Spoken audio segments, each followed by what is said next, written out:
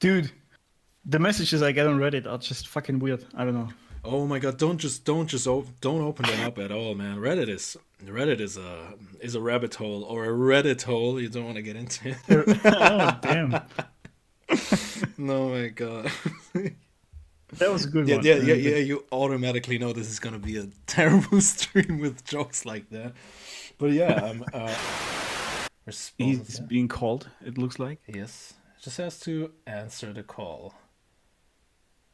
The thing is, I don't know how it looks like if I. Oh, I think it's online. Harsh, can you hear Hey, me? are you able to hear me? Yes. Yes. Excellent. Greetings. Perfect. Hello there, Harsh. How you doing? Is everything going well? Hi, can you hear me? Yes. Yes. Yes. Can you hear us? Harsh, Good. Harsh, have a warm welcome to our podcast show today. I hope the technical difficulties weren't too much. I know Discord can be a pain in the ass. I had we always have like problems, but it's still the best alternative out there. So I see. So, how are you doing today? that's gonna be great, Alex. What about you? Yes. Awesome. Perfect, man. I'm looking forward to this. I Harsh, always wanted to me too. talk to you, Harsh. It's great. So, what do you want to talk about today? Is there anything in particular? Yeah, that's the thing. Look, Harsh, I gotta say, I'll give you a quick overview because I will let you guys, you and Alex, do most of the talk since we don't have a specific topic.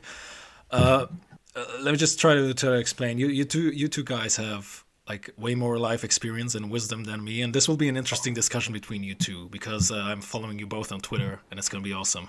Just allow me to get a quick word before we start. It won't take too long, I promise. And then I'm gonna disappear in the background, and I'm just like directing traffic. I'm like directing the discussion between you two.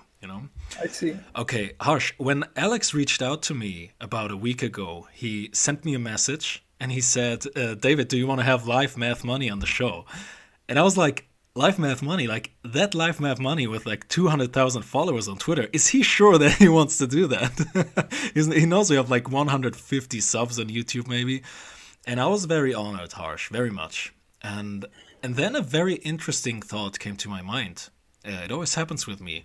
And many guests would probably get this wrong, what I'm about to say now. But my euphoria was slowly decaying after a few hours. And I thought to myself, okay, I have seen a podcast before with you.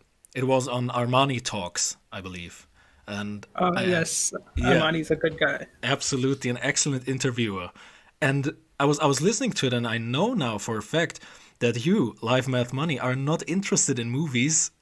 And Red Smoke is primarily a movie podcast, and now it gets interesting, Harsh. I mean, telling someone, "Oh, by the way, you don't fit into this podcast," is probably the worst way possible to start off a talk on a podcast. But Harsh, I don't want to be dishonest. I don't want this to be a dishonest show. What we are talking about, I don't really know what we're going to talk about right now. I just don't want to be another podcast amongst those millions out there where we pretend to have like a conversation, where we pretend to have the same interests and stuff. I could be wrong, but maybe you're tired of this as well. See, Alex and I, we were thinking about starting this podcast in late summer 2020. And we talked about the concept for weeks, long before airing the first live episode. And it's funny because Alex and I are actually not big fans of podcasts. Yeah, which is great. Which is great if you want to have a podcast on your own, right? But there's this thing that really bugs me, Harsh. I don't want to pretend anything. Yes, see, the number one reason why I wanted to have you on the show, why I agreed to that, was your reputation, your amount of followers. And I want to start with being honest with you. I'm not a huge fan of interviews, Harsh. It's my subjective opinion, a very dishonest and artificial way of communicating with another person. It would be like saying, okay, LifeMathMoney, so tell us your occupation and what you do for a living. As if we don't already know. Like, that's why we got you on the show. See what I mean? I get you. Yeah, and the reason why I'm all telling you this, I'm finishing now, is that Alex and I were doing the first episode of Red Smoke unscripted. We didn't know where this conversation was going. We went into the first episode without any plan, no script. Let's just go live and see what happens. And many things we talked about made this show into what it is nowadays. And that's the reason why I wanted to tell you this, Harsh. Just because this podcast is primarily about movies doesn't mean that you are not the perfect guest for us. It's quite the opposite. Our show is constantly changing, and maybe it will change now because you are here tonight. I don't know. Well, Alex is a personal friend of mine, and I just did this podcast to help him because he asked me. Had someone else asked me, I would have probably said no. Okay. But since it was Alex, I said yes. To be honest, I've never actually watched a video or ever heard the podcast before, so I didn't even know it was about movies. Although Alex did ask me what's my favorite movie, and I was like, I haven't watched enough to know. That's no problem. I feel honored. Happy to talk about anything you want, to be honest. See, I'm just like you guys. I don't like being fake either. So anything you want to talk about, I'm happy to discuss with you guys on the podcast. Just avoid questions that are too personal, like where do you live, etc. Yeah, sure. Yeah, of course. Okay. I'm gonna disappear in the background. I'll just give you a quick hints from time to time. Yeah, Harsh, I believe we might have very similar interests. We might even have very different interests. And that I believe that makes a very interesting conversation. But let's start off with something you two guys have in common. Whoever of you wants to start, because there's this one topic, you Harsh and you Alex.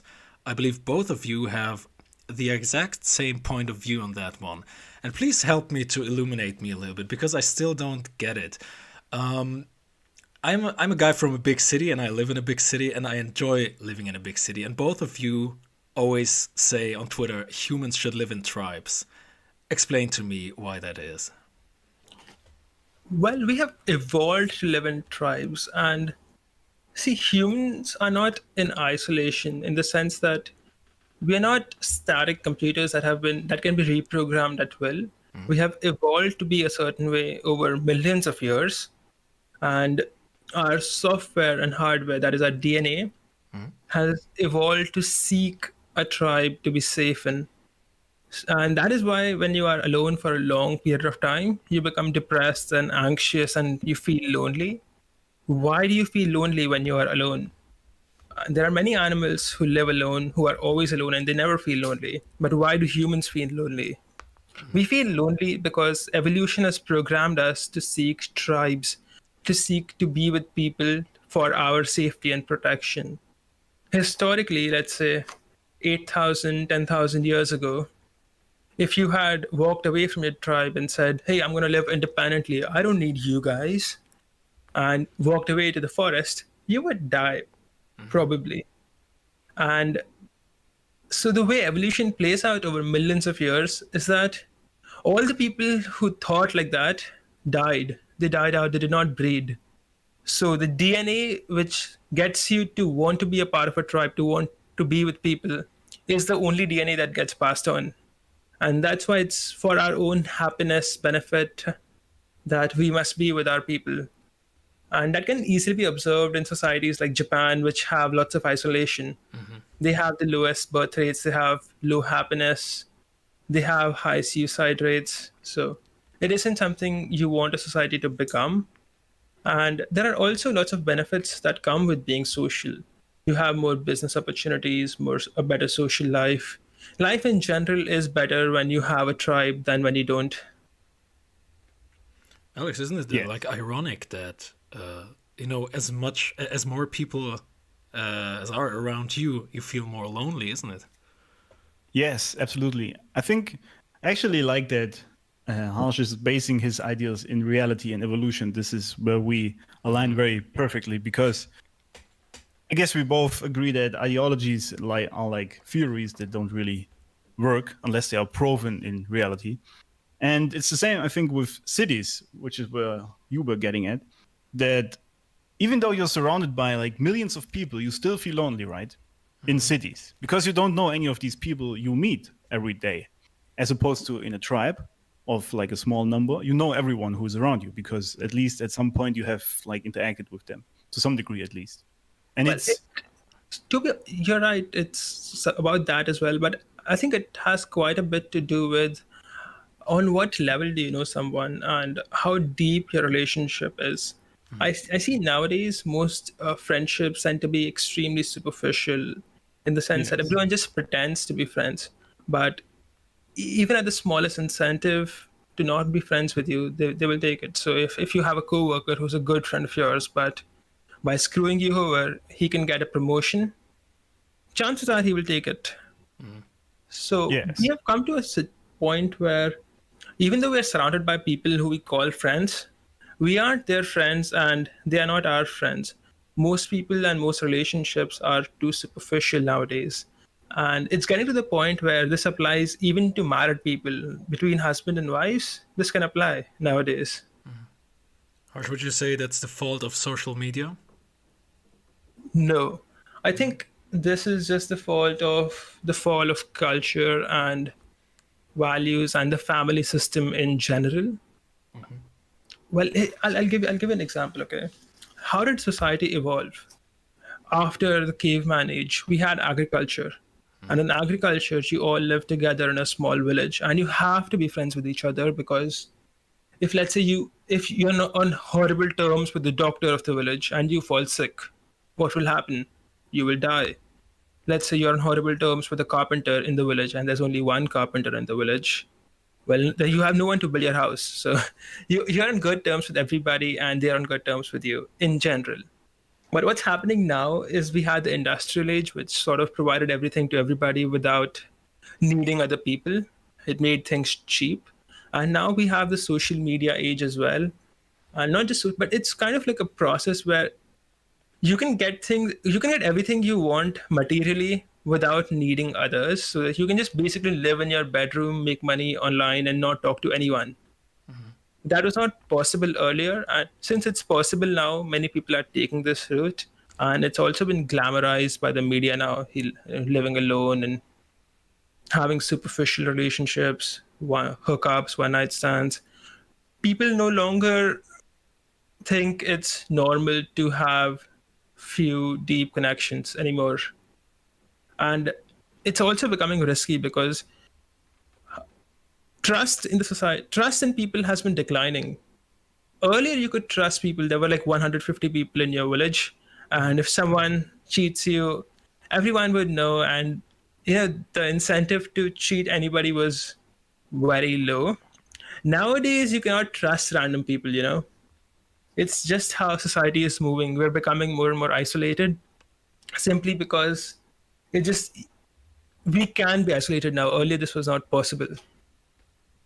Do you think that this is because people are virtually afraid of going deep into relationships with other people? I don't think it's more of fear. I think they just don't need to anymore. And also that, well, let's say romantic relationships. Yeah. Why would you, for most people nowadays, let's say getting married or getting into a long-term relationship, especially in the West where this system has progressed quite a bit, is a bad idea. Because anything you want as a man, you can get without the commitment. So why would you give the commitment? What is your incentive? So in the incentive structure of society has broken down to the point where people don't see the point of investment and commitment in other people when they can just get what they want without having to do it. Yeah, that's a great observation. Because I've always said that these days, even though I'm married, for example, I cannot really recommend it for men these days, especially in the West. Because if you think about it, it's mostly a net negative for you because everything else you can virtually get like that, except for like the deep things, like a partner in the relationship that is truly built on something. But as you said, most people just don't need to invest themselves in these sort of long-term relationships because you can just have everything else like that, especially on a superficial level. Yes. I think this problem is going to get worse because we are entering the era of working from home. Yeah. So what is the source of most people's social life, or what was the source of most people's social life in 2019? It was their co-workers. It was where they went to work. Now they can work from home. They can order food at home. What is the incentive to build any relationships?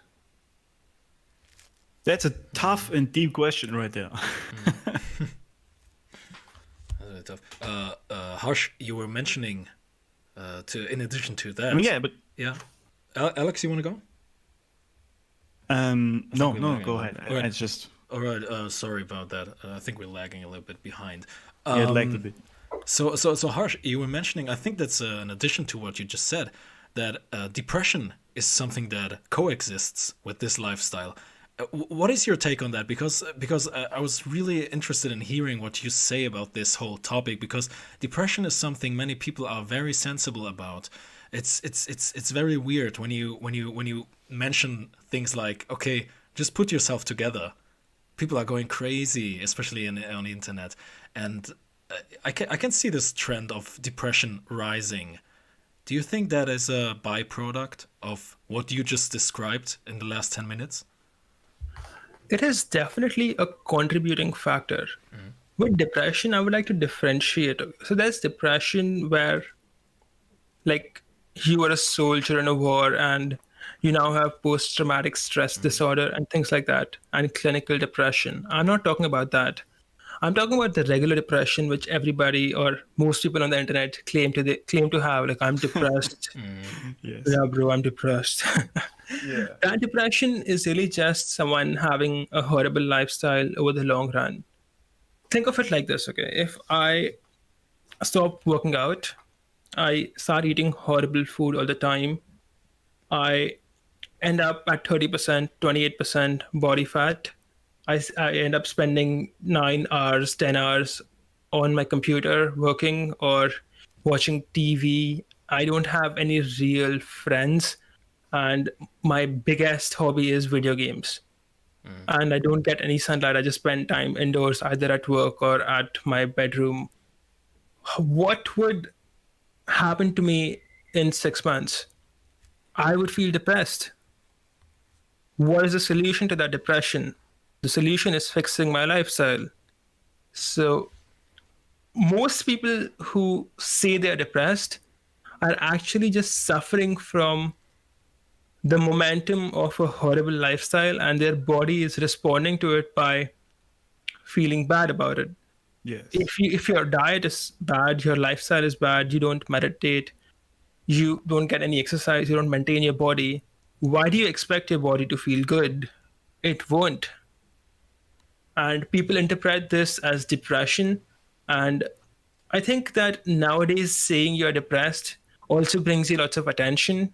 So people like to claim being depressed just to be the center of attention at that moment.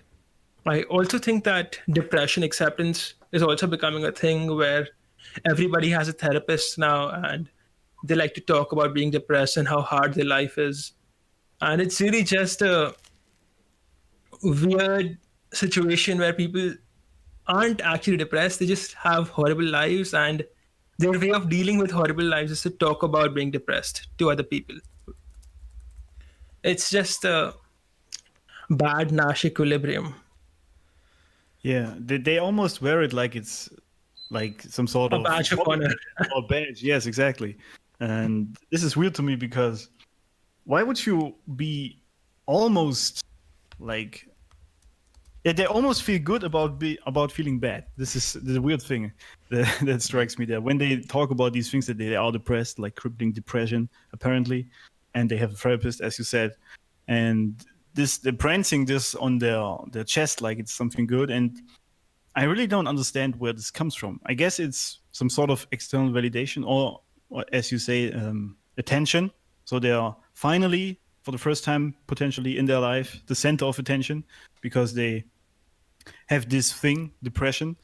And I think it's a desire to feel important. Yes. A desire to be heard by other people. And since this makes them feel important, it makes people give them attention. It fulfills a very basic human need, and that's why they keep doing it. I think this is why a lot of these LGBT and 2000 genders, all these movements exist, and why they're so loud. It all comes down to their desire to be important and a desire to be relevant. Let's say if I was gay, I'm not, but for example, let's say if I was gay, would I dress like a weirdo, take a flag and go down to the street and jump up and down. No, I would just live my life. Probably no one would even come to know. I would not publicize it, of course. And why the only reason to publicize it like this is simply I want to feel important. I want to feel relevant. I want you to give me attention, and I want you to act like I'm a thing. And that's the real reason, in my opinion. Secure people don't do this. Only insecure people behave this way, like a kid throwing a tantrum. Yes, they need a validation pretty much. I also recently said that if there are, for example, well, some real issues in life, right? Like, for example, a war or a real pandemic, for example, then people would have actual issues they need to take care of in their real life, and they wouldn't be bothered with some sort of gender dynamics or some other bullshit because they had these things to take care of. So I think on top of what you just said, which is absolutely correct, I think also another reason is that people just don't have too much time, which they don't use properly. Well, yes, true. I think this is just that some countries in the West have become so prosperous that they have removed real difficulties from people's lives. Yeah. But people have a desire for struggle, and the struggle is what makes you feel relevant and important. So they create it. There are women who will lie about being raped. There are men who will lie about being, say, people will lie about anything just to get attention and feel relevant. And these countries in the West, they have removed all real problems from people's lives. Like if you go out in India right now, if I go less than 1 kilometer, I will find people in slums.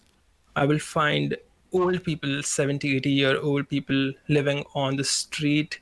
I will give them 10 rupees or I will just give them something to eat and I will walk away. But this person has to live his life on the street. If any of these leftist woke people end up in that situation, they will quickly forget all the leftism because then they will have more important problems to deal with. I think that all of their basic needs have already been taken care of, and that's why they have the need to create a struggle for themselves, even though it's a fake one.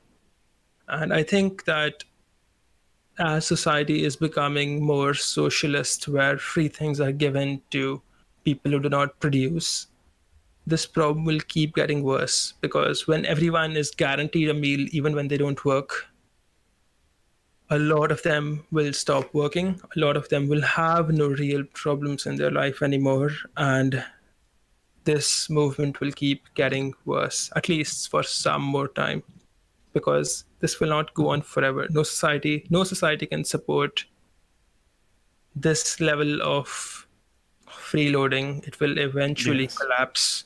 So it's a matter of time.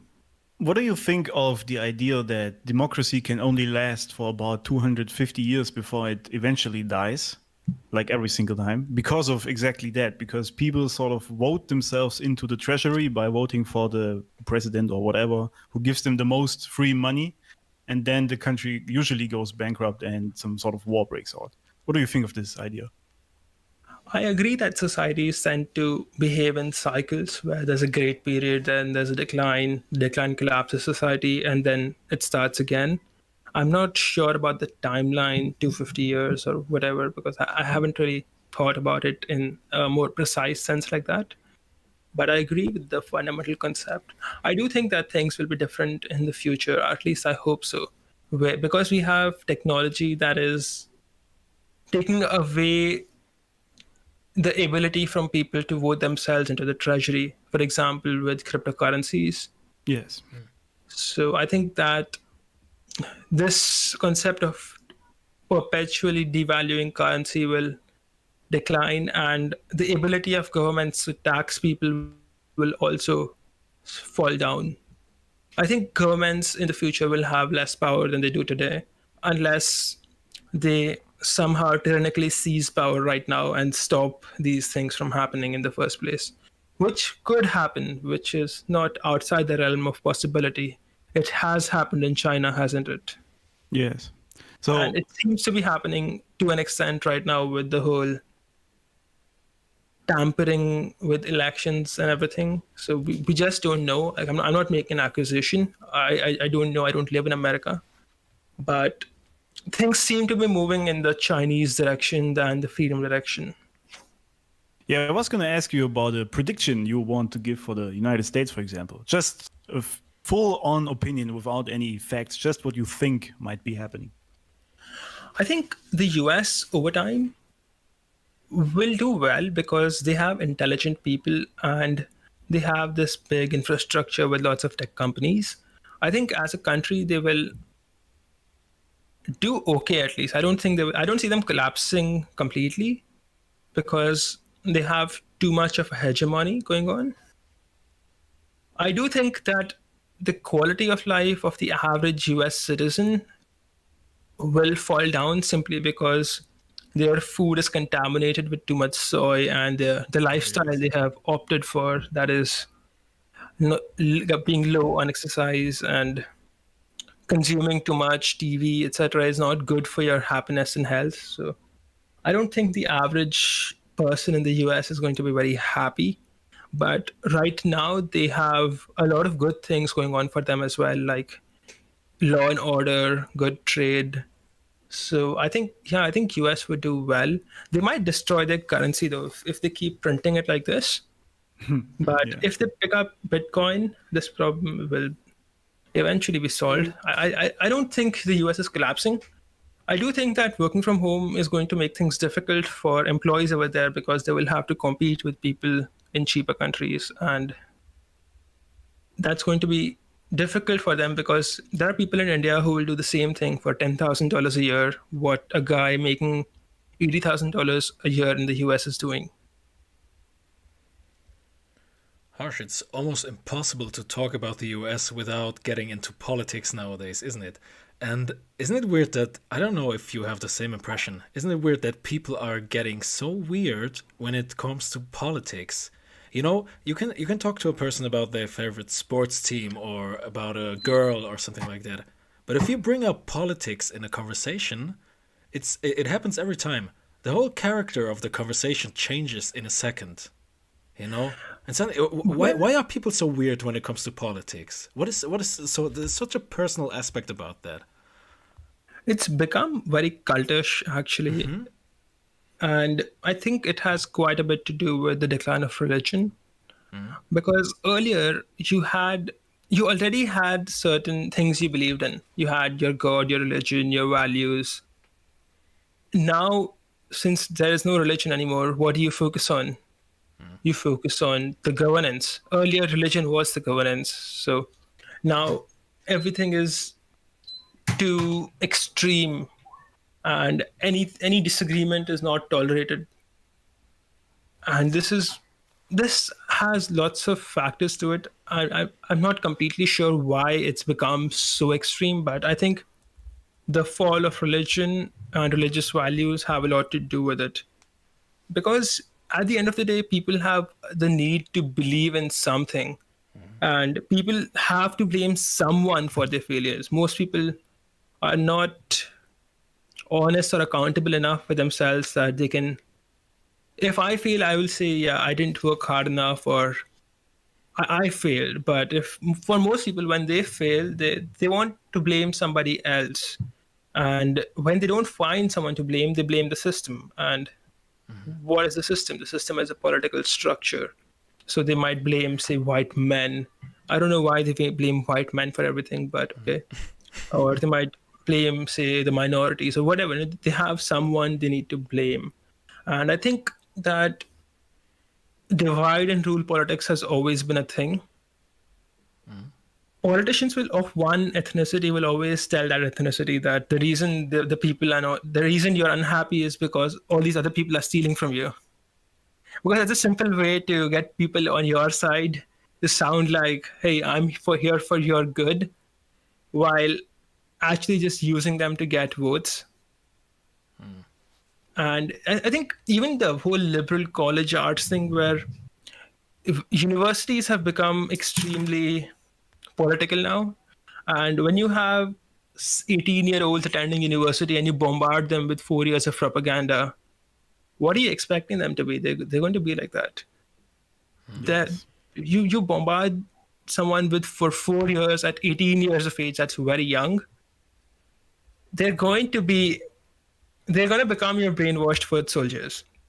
Even terrorists who will strap a bomb on their chest are brainwashed for a couple of years, and after a couple of years of brainwashing, these guys are able to take a gun and put a bomb on themselves and go blow something up.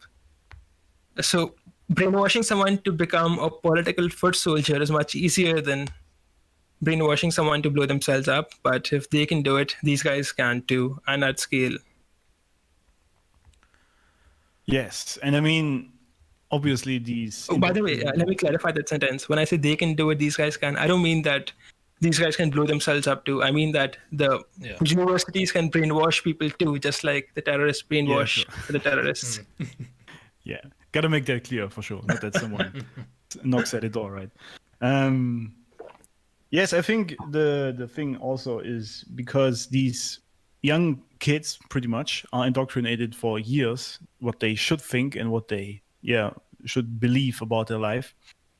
You have noticed this as well, Harsh, and I do notice this all the time. The first thing we always have to do when someone like comes to our profiles or wants to work with us is unlearning like the lies of society and teaching them. First of all, before we can like help you with mindset or anything, you need to see reality how it really is and ignore these ideologies and all of that has been indoctrinated in your brain. And this is truly some tough work sometimes because they do a good job at indoctrinating these kids with all these lies, pretty much how life works, or even, for example, how women work and all of that. So do you think, because this is something I think, that the decline of masculinity in the families, for example, proper fathers, are an issue here, which would teach the kids proper values outside of the university? I didn't understand your question. Can you repeat what you are asking? Yes. I think personally that these universities sort of act like the father figure for these kids, right? Because they don't have a real masculine figure at home in their families that teaches them real values, how the world truly works, for example, which is what we do, for example, with our accounts. I think it has more to do with the fact that these kids are isolated for 4 years. You can have the best father and someone takes you away for 4 years and then starts selling you random crap. In 4 years, there's a good chance you will change. 4 years is a long time to brainwash someone. It's going to happen, at least for 90% of people. It won't happen to everybody, obviously, but for most people. I do think that not having a strong family plays a role. But even when you do 4 years of brainwashing is a long time, especially when you are just 18 years old and don't have real world experience. And I'll give you an analogy for this, okay? Right now, people like me and you, we have very good mental models of reality in our head. So when someone says nonsense or something that just isn't right, we will have to move around a lot of stuff in our head to make it fit. So if I say the reason you are failing is because white men stole your wealth, you will have to move around a lot of stuff in your head to actually make that fit, okay, in your structure of your head, your mental models. But when you haven't worked, like we have these mental models because we've worked. I've been working for the past 8 years. So I have a good understanding of how reality is. But when you are 18 years old, you haven't actually worked anything. You haven't done any work. You've just stayed at home. You've been in a safe environment. And now someone starts bombarding you with fake stuff. They start telling you that the reason everyone fails is because there are these evil people stealing from you, etc., etc. And all men are bad. All men are pigs. And, it's okay to be in debt as long as you're following your dreams. Like, you have no experience to contradict that. So you just accept that as truth. And then it's very easy to build bullshit on bullshit. So, hey, you failed because of racism. Okay. You crashed your car. Why did that happen? Because of racism. So it's all bullshit stacked on top of bullshit. And to give you an analogy, when we were in the time where we believed that the sun revolved around the earth, people were still trying to figure out how the planets were moving. So they kept drawing more and more complicated diagrams of how the planets revolve. And they weren't just ellipses around the sun or ellipses around the earth. They were very, very complicated diagrams where all the planets were moving around the earth in extremely complicated forms. And that system still worked.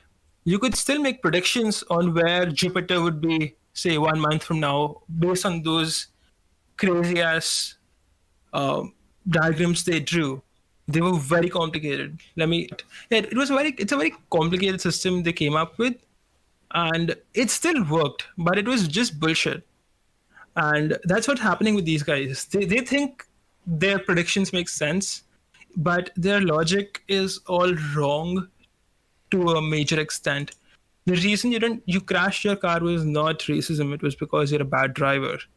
But when your mental models are insane, that's how you think.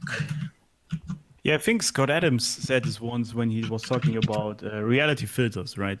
So how you filter the reality you perceive virtually every single day is exactly how you feel it is. For example, with the elections back then with Trump, and all the things that happened, people virtually, even though there were facts, they didn't believe these facts because they thought this cannot be true in their reality. So there's constantly different sort of realities existing at the same time for people, or for different people. So sometimes it's truly hard to get in the brain of someone and tell them that his made-up reality just doesn't make sense and is not real, because the human brain is so great at building this. Sorry? I think all of us, to a large extent, live our entire lives in our heads.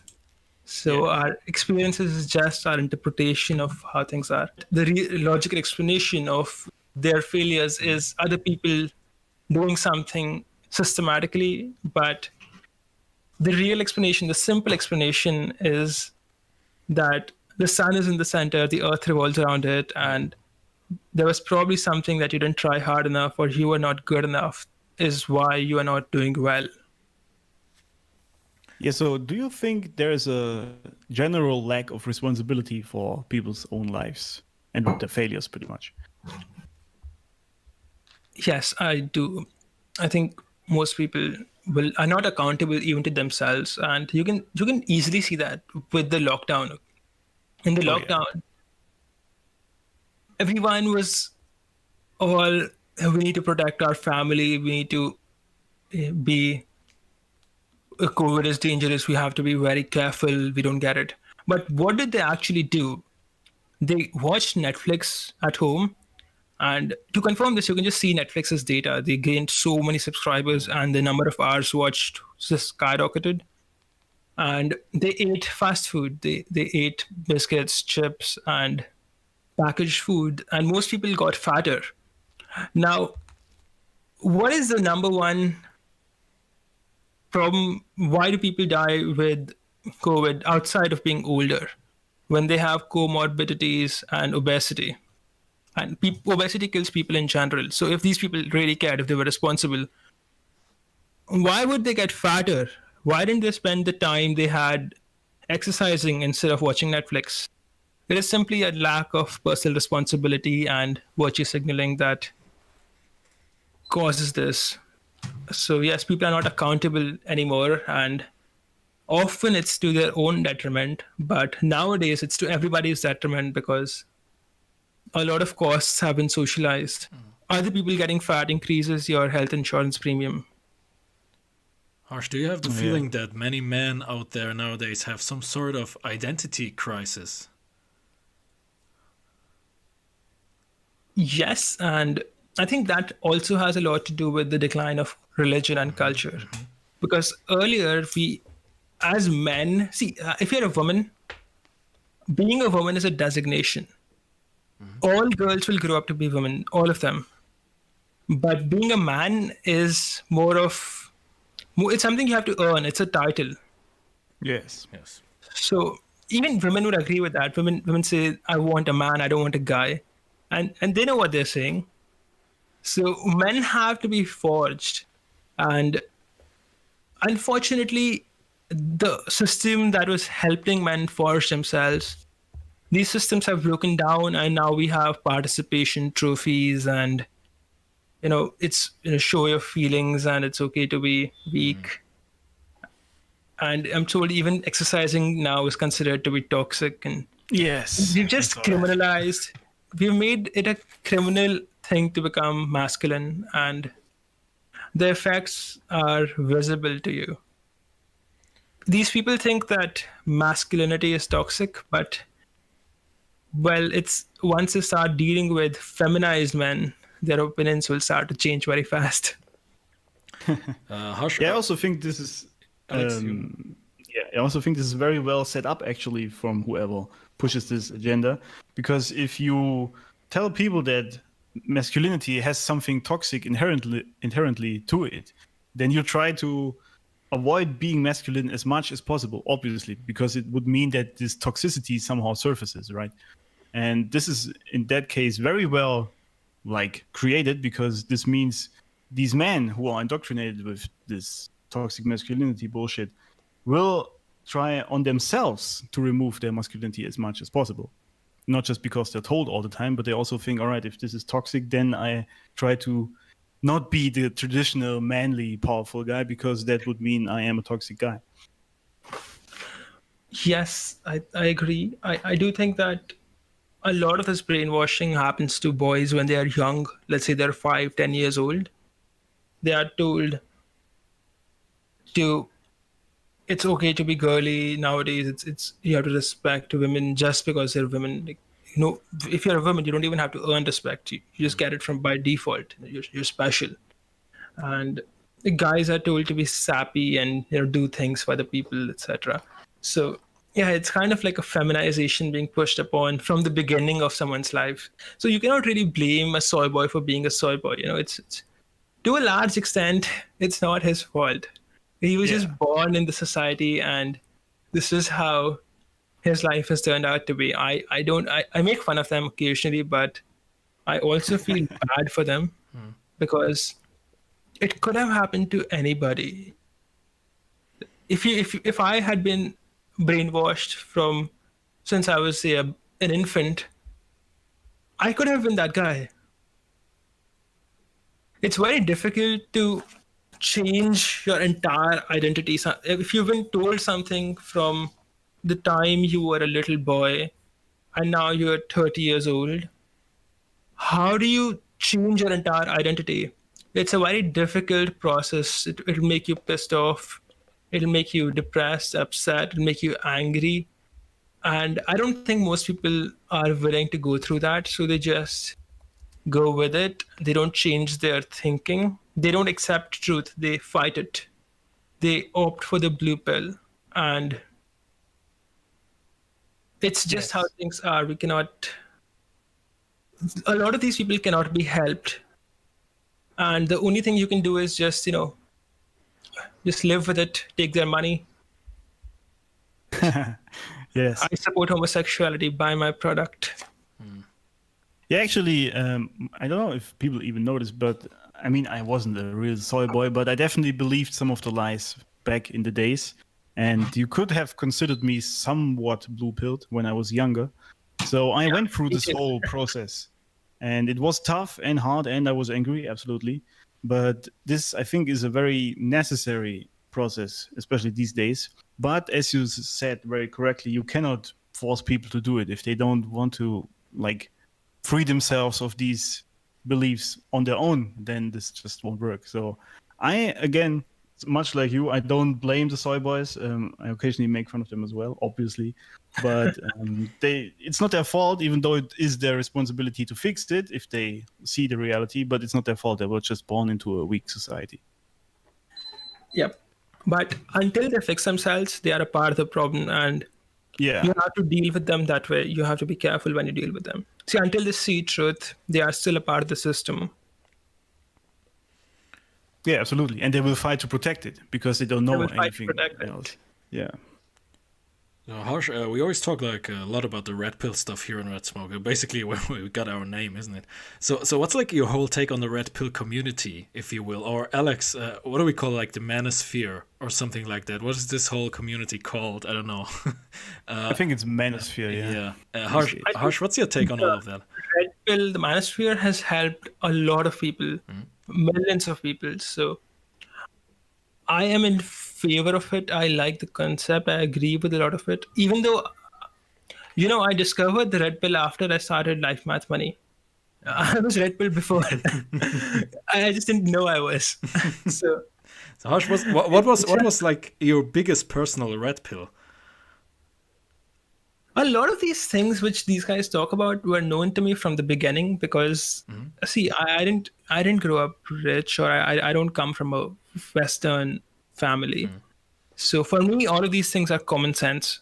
They are not red pills. I just call them red pills because everybody else does. So, okay, just to identify them. But I haven't had any surprises. I had good mental models from the beginning. Although I had a short period in college where I became a bit leftist myself. Like, say, not in college, I was in 11th grade, which you guys call high school. Yes. But yeah, but that went over pretty quickly. I used to be an atheist, and I would like fight with people. Why are you believing in God? But it was a phase. I do think that the space on Twitter and all of these red pill websites have helped a lot of people, but we have also seen the advent of internet marketers just trying to monetize the space very unethically. And I'm not against monetization. I'm not against people making money out of their work, but it's come to a point where it's very easy to pay $300 for a product and get nothing in return. And a lot of people seem to be taking that path nowadays. So I would be careful if I was purchasing something from someone who does not have an established body of work. So basically, if you came and start preaching red pill stuff, and 2 months later you have something to sell for $100, I would be very skeptical to buy from you. Yeah, I mean, it's like the guys with like 1,000 followers on Twitter selling how to grow your Twitter course. Oh my like- God. That's, Yeah, I don't there are a lot know of these. after I had over 100,000 followers, and my guide costs $40. And I've seen people with 1,000 followers sell Twitter guides for $120. And why? Yeah, it's kind of crazy. Yeah, it's quick money, But Yeah, yeah, but anyone who buys that deserves to be unhappy with his purchase. You had it coming. yes, absolutely. There's one question I just wanted to ask, because what we've talked about many times in regards to the red pill, what happens to, I mean, I agree it helped a lot of men, especially me as well, once I took it pretty much. But at some point, what I see with a lot of these guys then is that they become bitter towards women. And because they know the reality of how they operate and what they like should be doing to get them, for example. And then they become, like the MGTOW guys, for example, or even some of these red pill gurus you see online, and they are just virtually hating women pretty much all the time. And I don't see how this helps people. So I think the red pill is great, but it is... Have you seen that phase? Anger, denial, Yes, acceptance. I think bitterness is a phrase with accepting the red pill. For a while, you have to be mad at the world. Like you were lied to all your life, and suddenly you're being exposed to the truth. For a while, you will be irritated about it. So yeah, of course. I think it's a natural reaction. I don't think that anyone sticks with it forever. I think that there's probably someone who's doing it, but I think most people eventually get over the bitterness and just accept reality for what it is. It's like being hit by a car and losing your legs. What will happen? Eventually, you're gonna hate the world. Like, what's happened to me? My legs. But at some point, you will accept that whatever happened, this is how your life is now, and you just have to live with it. So you will make your peace with it eventually. But the bitterness is a phrase which everyone goes through, and that can't be stopped. I do think that some people take it too far with the whole hating thing, but I don't even consider it hate. If it's true, it's not hate. I think it looks like hate because we have come to a point where any criticism of women or any criticism of feminism is hate. So if you criticize feminism even a little bit, now you're a misogynist. You hate women. Like, why is that a thing? Because these people are in power. See, if you are in power, you can brainwash people into thinking that any criticism of you is hate. Am I pronouncing that right? Criticism. Okay.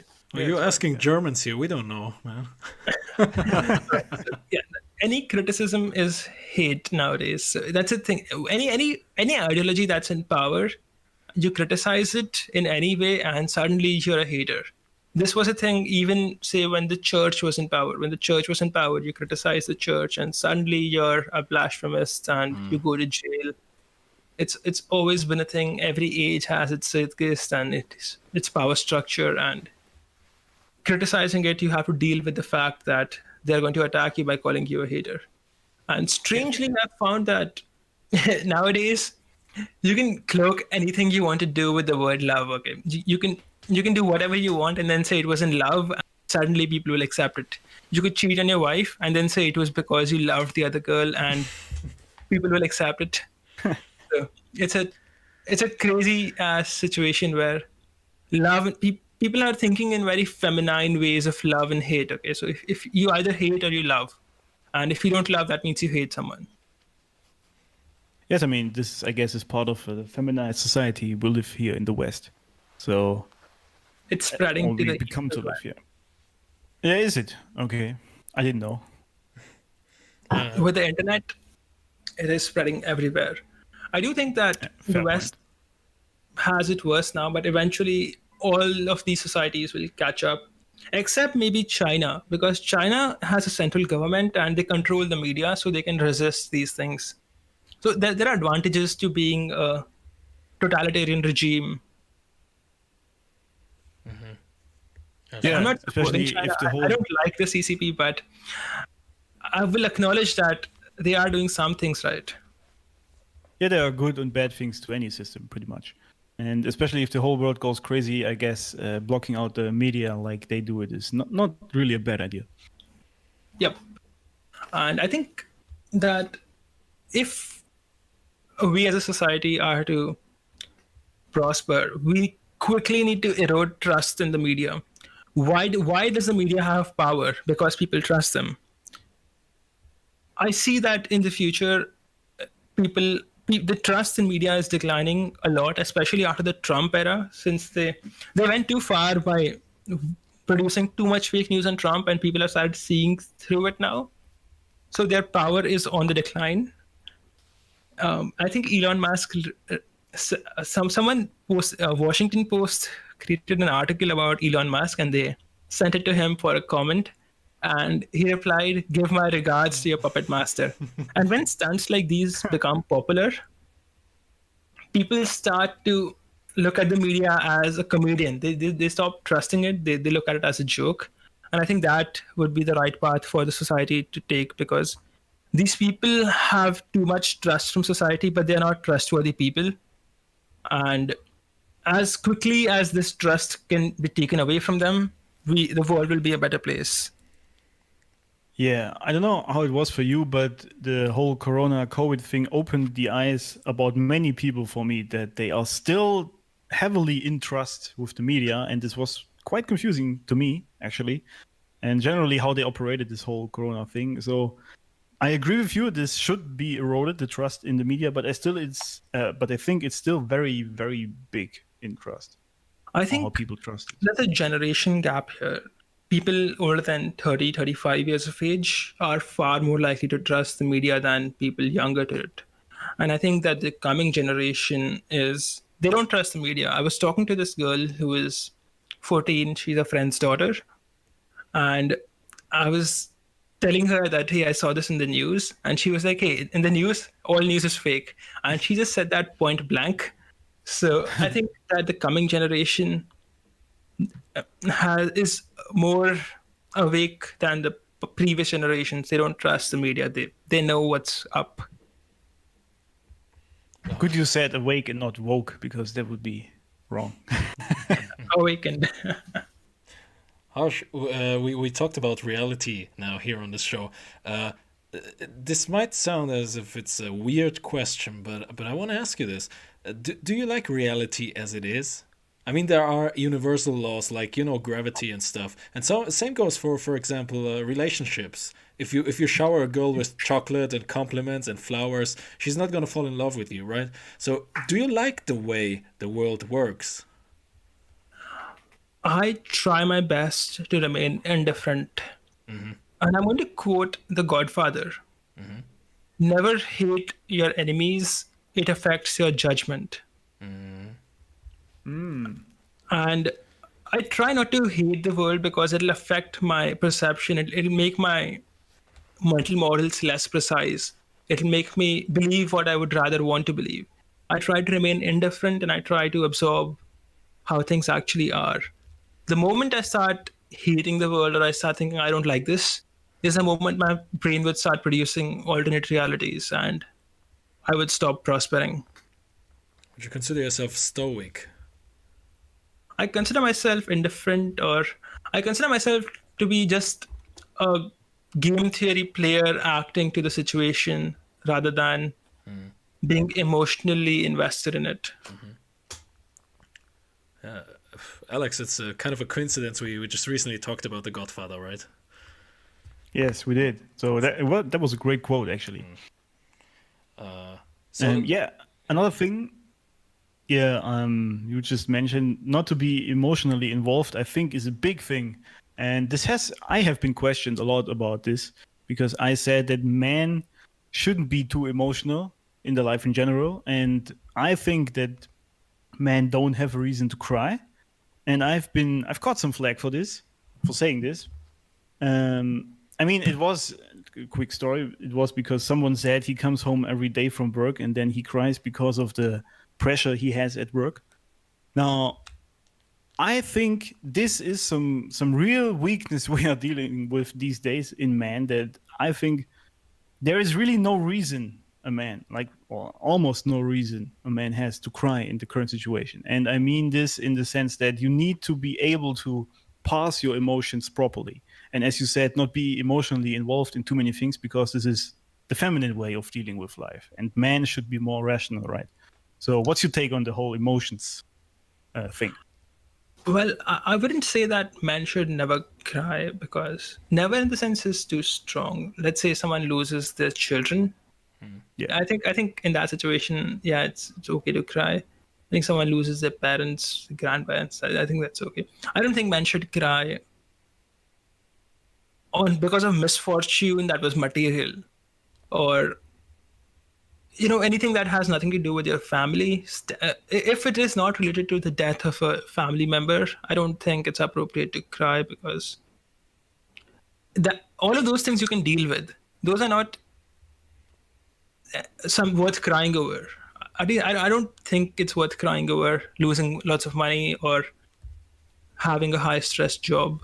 I think that you need to handle it in better ways.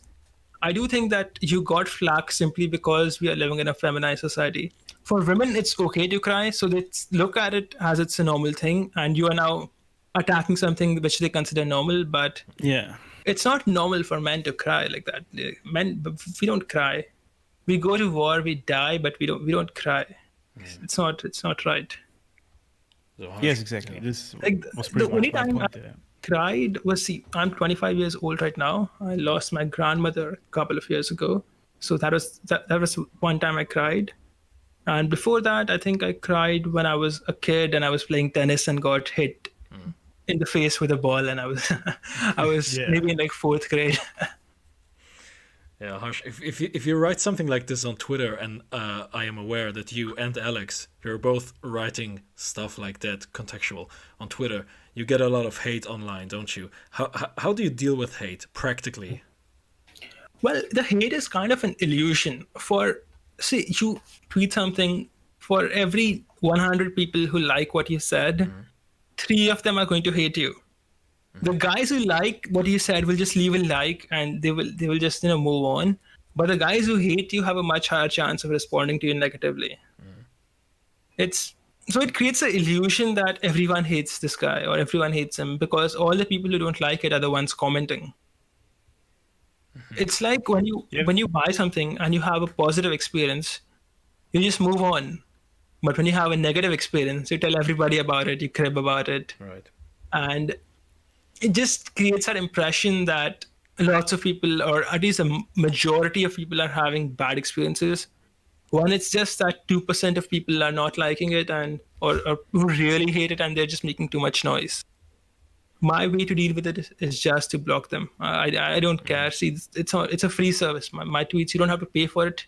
You don't have to read them if you don't want to. You're following me voluntarily. You don't get to complain about it. Yes. Unless you start paying my bills, I don't care what you have to say about what my opinions are. People are like, hey, this is misogynistic. I'm like, why are you here then? Why are you following me? And yes, exactly. Once you start paying me, if this guy is paying me $50,000 a month, yeah, I would consider his opinion to be relevant, but this guy's not paying me anything. So how is he relevant? So I just block and move on. I have too much to do. This is also what you just said with the people who are mad. They are the ones who comment, and the ones who like it, they actually virtually just like it. Or sometimes they just read it, accept it, or think it's good, but they don't do anything. They just scroll past, right? But I think because you only or mostly see the people who are mad at you or hate by commenting, I think this is also why social media is such a source of negativity for many people.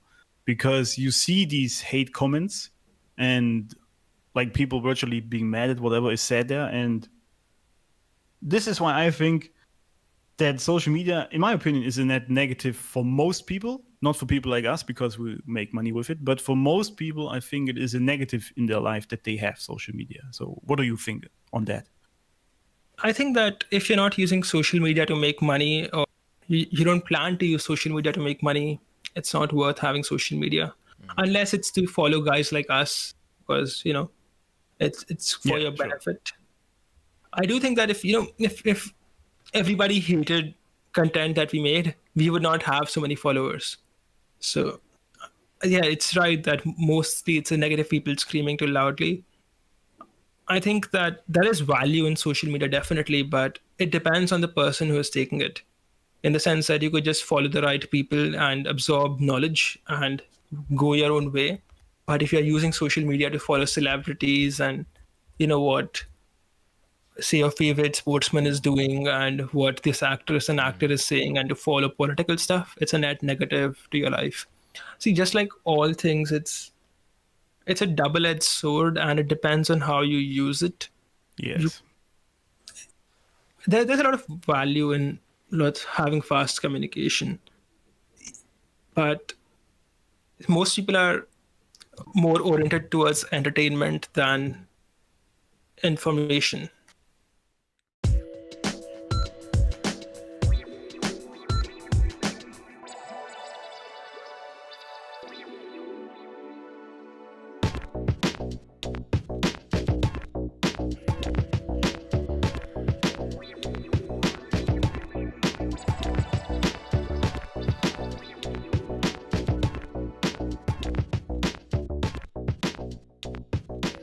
I'm back. Hello back, Harsh. Good to have you back. Hi there. All right. So we were just talking about, I believe it was Twitter, right? Yeah. And yeah. Oh yes, I want to add something there. Yes, Alex, you were about to say something. Yes, I think that social media, especially Twitter, for example, is really what you make of it. And I think you would agree with that because it depends on who you follow, right? As you said, if you follow celebrities, what they talk about, that's not very helpful. But if you, for example, follow us or other self-improvement guys, then it can be very helpful. But it still depends on how much time you spend there, if you are really just mentally masturbating about all these things, or if you actually put it into practice. And I still think that for most people, not all followers, obviously, because they are perfect, but for most people, it's negative because they really only entertain themselves and never do anything with the information. It's also very addictive. Social media is very addictive. And I frequently end up dealing with being addicted to Twitter. That is, since you make quite a bit of money with it, you are incentivized to constantly tweet. So I find myself, when I'm bored, I'll just open the Twitter app and start tweeting or start scrolling. And it's something I have to keep in control. So every once in a while, I'll just take a small break, schedule tweets, and disappear. Yeah, I've used that excuse in my mind for myself, that I told myself, yeah, well, I'm going to make money on here, so now I'm going to scroll Twitter. But if I were honest with myself in that situation, it was really just to not do the other work I had to do at that moment. So even for us, it can sometimes be difficult to avoid the addiction. So, Yep. Harsh, can I ask you something personal? I know you said don't ask personal questions, but I can't help it. I need to ask you. I hope you get this right when I say this, but has Twitter changed you? You have joined Twitter about almost 3 years ago, you said in the Armani podcast. Does it feel different for you to wake up and have 200,000 followers now than 3 years ago? You get used to it. I don't think of it as 200,000 followers. I just think of it. It's normal to me. So I've gotten used to it, and no, it has brought to me knowledge about how people behave in large numbers. And it's made me comfortable with talking to microphones and creating content and dealing with the fact that whatever I say is being interpreted by people in different ways. So I've learned quite a bit about how people operate in general. Because when you're in a professional setting or in a casual setting, we are programmed to be social. So if someone doesn't like you, they will still pretend to agree with you, or they will be cordial about it. But on Twitter, if you say something people don't like, they will try to destroy you. They are more animalistic. So you learn a lot about human nature simply by being big on social media. And I think everybody needs to at least try creating a social media audience, because it just teaches you so much. There's no substitute to it. And I don't think it was possible to learn this earlier unless you became some religious leader or something like that. How do you compose a tweet? Like, do you do like 100 drafts before you push that big blue button, or is it really like you have a thought in your head and you just, write it down and send it? I don't do 100 drafts, and I can prove it. Like, I have so many typos in my tweets. I really need to start proofreading them. They're just random thoughts, and I just schedule them, and the scheduler will space them out evenly through the day. Alex, what about you? Yeah, pretty similar. I have these random thoughts wherever I currently are or what I'm doing, and then I just feed it into the scheduler. Yeah, but I don't really do like drafts or edit them properly, which I maybe should do, because sometimes I have some typos in there as well, or there's really just, I even forget a word sometimes, and funnily enough, you cannot edit in Twitter, right? So this is then goes out like that. So yeah, but generally I really just put out the thoughts that come to mind. Yeah, I think when you're out in the real world and doing things, you have a lot of observations. And I'll give you an example, okay? I was out for a business meeting today afternoon, and the guy I was meeting had brought his young son along just to train him. And this person is an important person, so I respect him, and by extension, I should treat his son respectfully as well, okay? But his son kept calling me bro. Like, he kept saying, bro, yes, bro. And I couldn't take him seriously at all. So that's what people who spam words like bro, dude, they come off as college kids, or they don't come off as responsible. So I just added this to my tweet schedule. It's very difficult to take you seriously when you keep saying bro. So I think it's just what I'm observing in the real world and random thoughts that come to my head, which end up on my Twitter. Yeah, it's the same for me when I'm interacting with other people, like especially in the real world.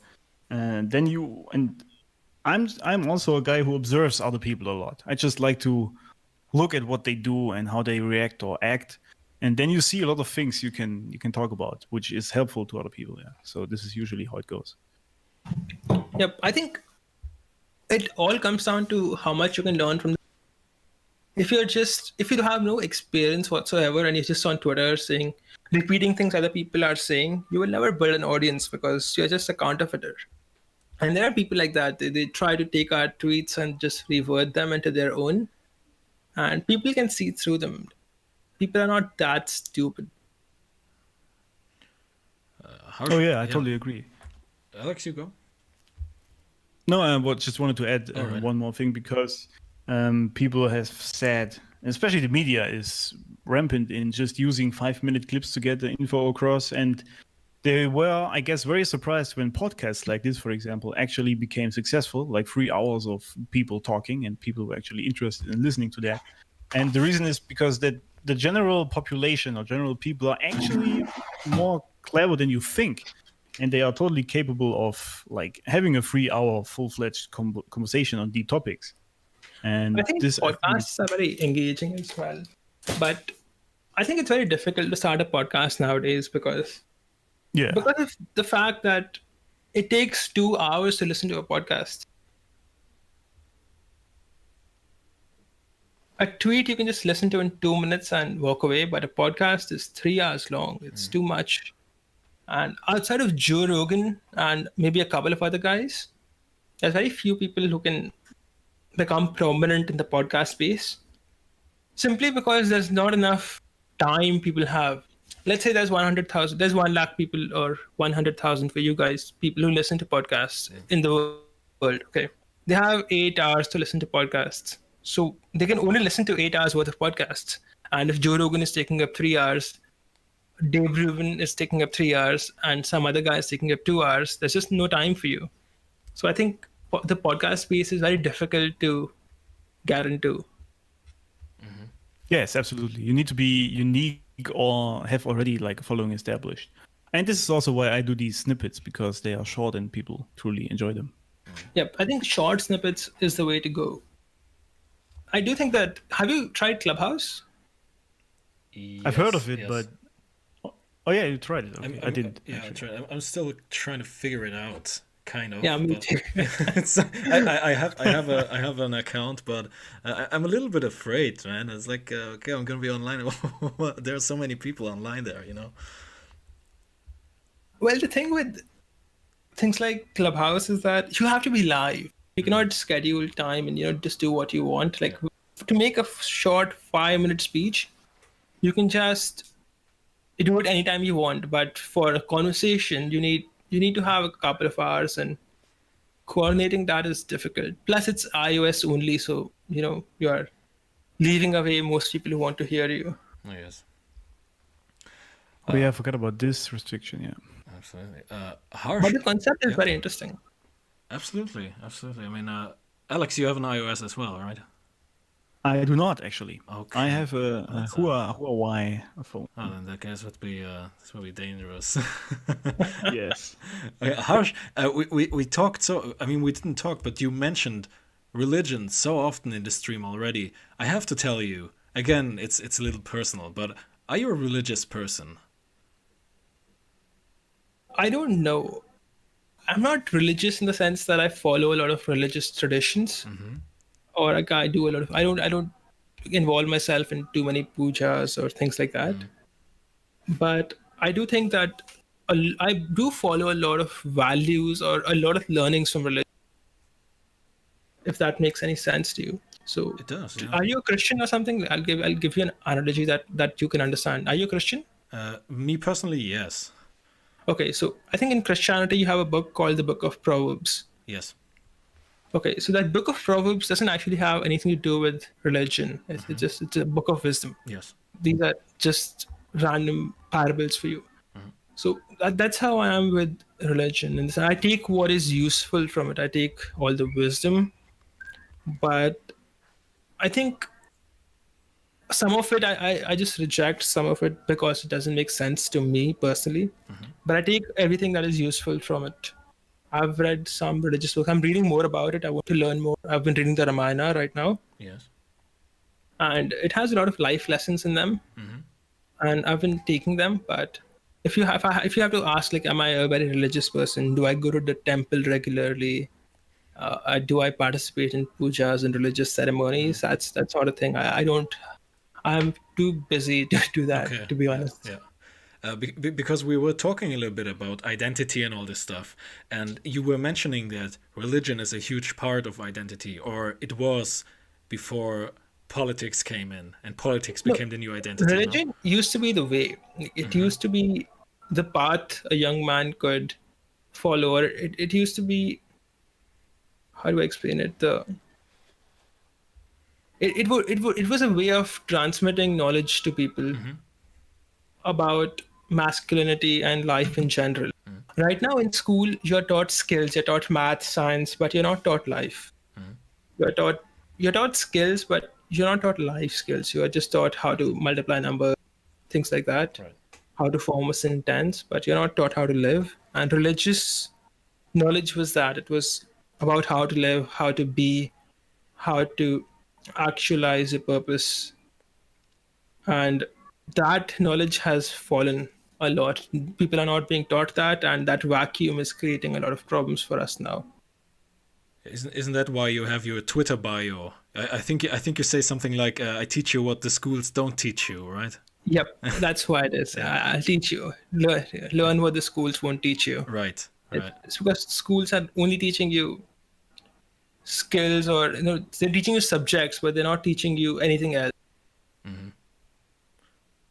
Harsh, but by speaking of which, what's like your take on I mean, I think we agree on what schools are, what the colleges are nowadays. But what's your take on the concept of a school? Is it a good concept for you for kids? Yes, I think it's just efficiency.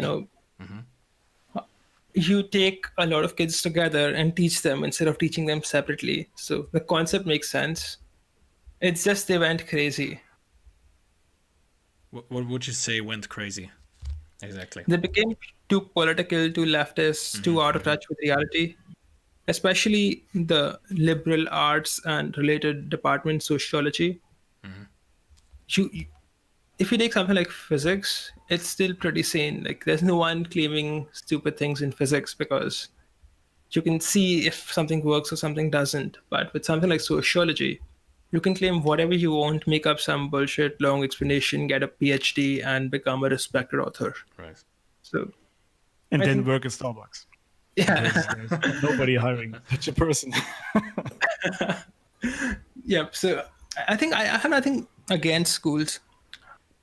I think that there is some value in homeschooling, especially nowadays, because I think even in American schools, I've seen photos that fourth graders are being taught that homosexuality is good and LGBT and people can be gay and binary and things like that. And why are you teaching that to fourth graders? They haven't even hit puberty. Why are you teaching them about gay people? That's a sexual topic. Yeah, absolutely. They're too young. But I think if you live in a society like that, I would definitely homeschool my children. But fortunately, it's not the case in India, and I see the value of schools being a thing. It's also not legal in Germany. Yeah. It's not legal in Germany. What? Yeah, homeschooling, you cannot do this in Germany. Really? That is crazy. You have to send your kids to school. Yes. Okay, I think you guys are too developed. We don't have this here.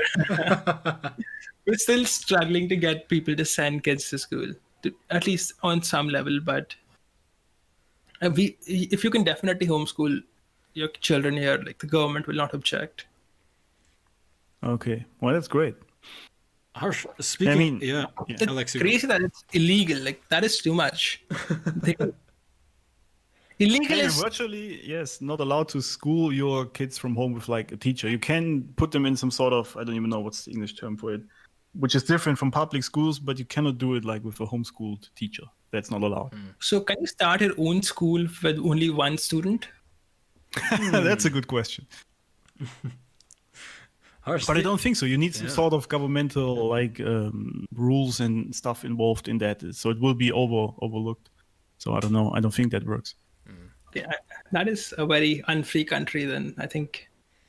Yes. Harsh, what would you say, like in a country like Germany or the US? I know you're not from here, but I believe you have a lot of knowledge. Would you advise someone who is, let's say, 18 or 20 years old? I believe many people from this age are listening to us or will listen to this podcast in the future and are listening to your tweets. Would you advise people like that to go to college?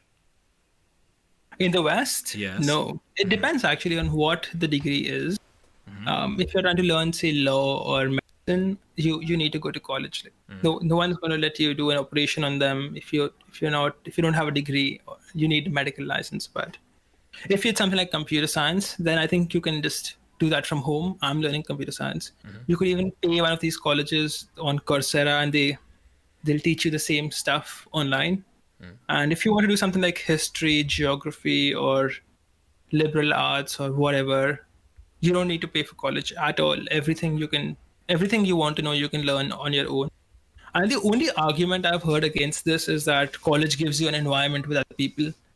And yeah, that's a benefit, obviously, of college. But is that worth the cost? Like, is that worth $100,000 to be around other people?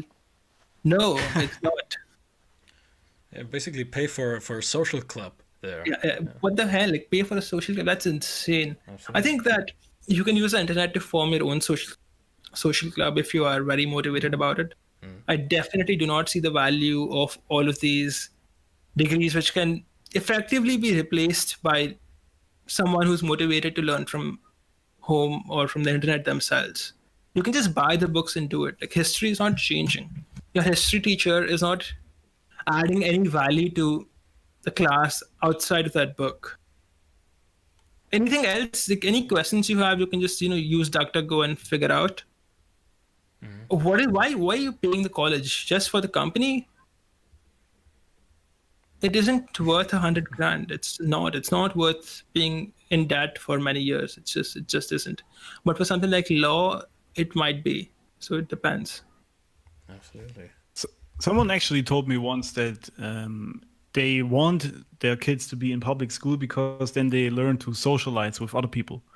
And I just said, but they can't just socialize with other people like friends outside of the school. Like when they're homeschooling, they can still do other things where they can socialize. You don't need the indoctrination from public schools just to have your kids socialized. But you see how people are virtually told that this is the only way to raise their kids. So I think it's kind of weird. A lot of it has to do with the fact that people don't want to put in the effort of doing the work themselves. So it's very easy for them to just send the kids away for 10 hours or 8-9 hours and then just pick them up. You get some privacy too. So I think people are incentivized to send the kid away. I think that whole socializing thing is not that important because social skills are not that difficult to pick up. Like with some practice, you can do it. And kids in schools aren't socializing that much anyway. And nowadays, there's also a lot of bad habits to pick up from school. So it definitely isn't a pure positive. There are negatives to it as well. So I think considering the pros and cons, I would not recommend college for most things. And it still depends. Sometimes it might be worth it to send your kids to school. So it really depends. Like in India, it's definitely like if you homeschool kids in India, you are wasting your time because our schools aren't that bad. Like, we haven't gone crazy yet. But do you believe that you are going to get crazy, right? We are on the same path, unfortunately.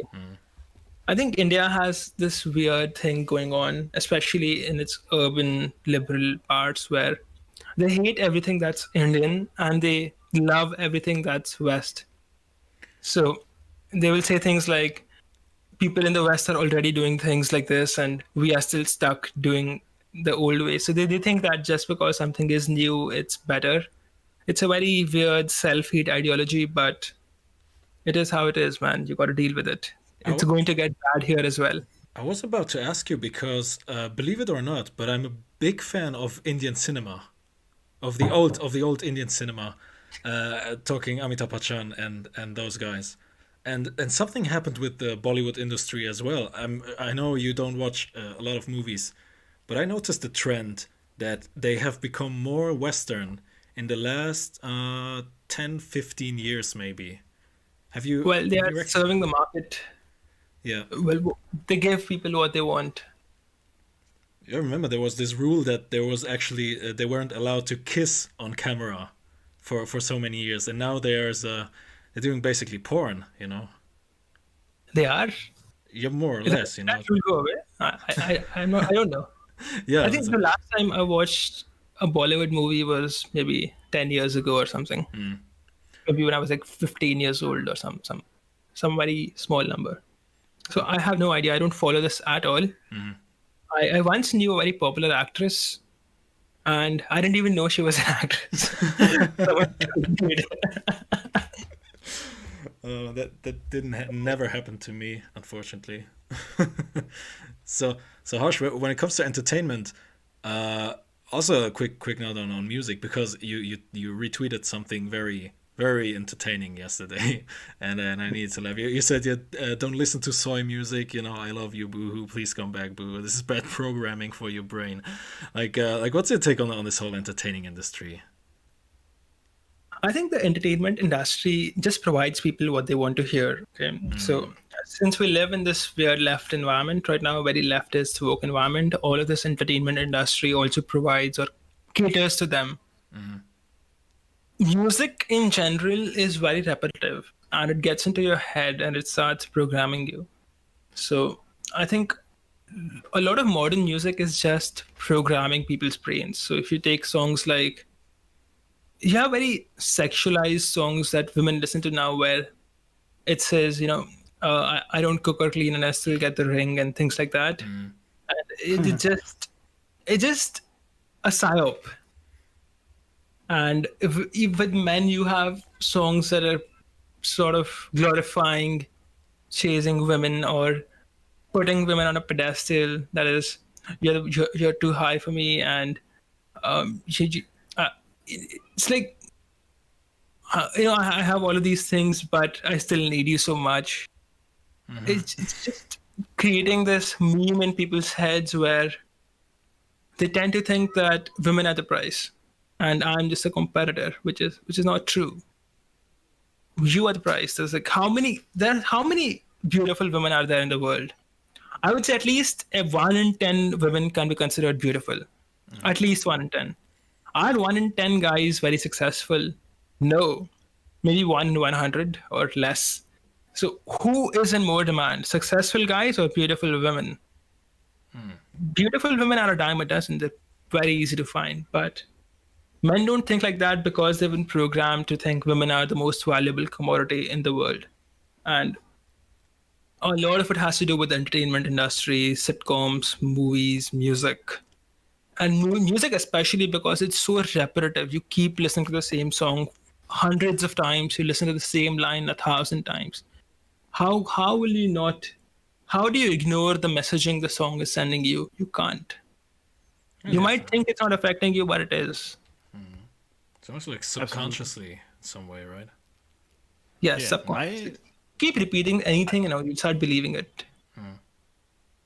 I, for example, only listen to music now that doesn't have lyrics, except for rare exceptions, obviously. But most music, if I ever listen to music, which I rarely do, then it doesn't have lyrics in it, like classical music, for example.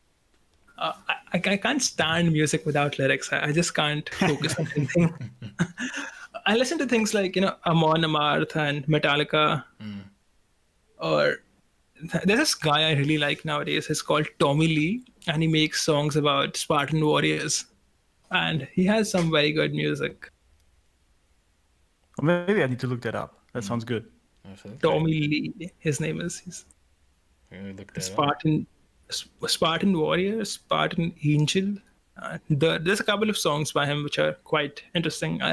I also like this one song called "The Fighter" by Gym Class Heroes, and "Eye of the Storm," "Eye of the Tiger," "Gonna Fly Now" from Rocky, Bill Conti.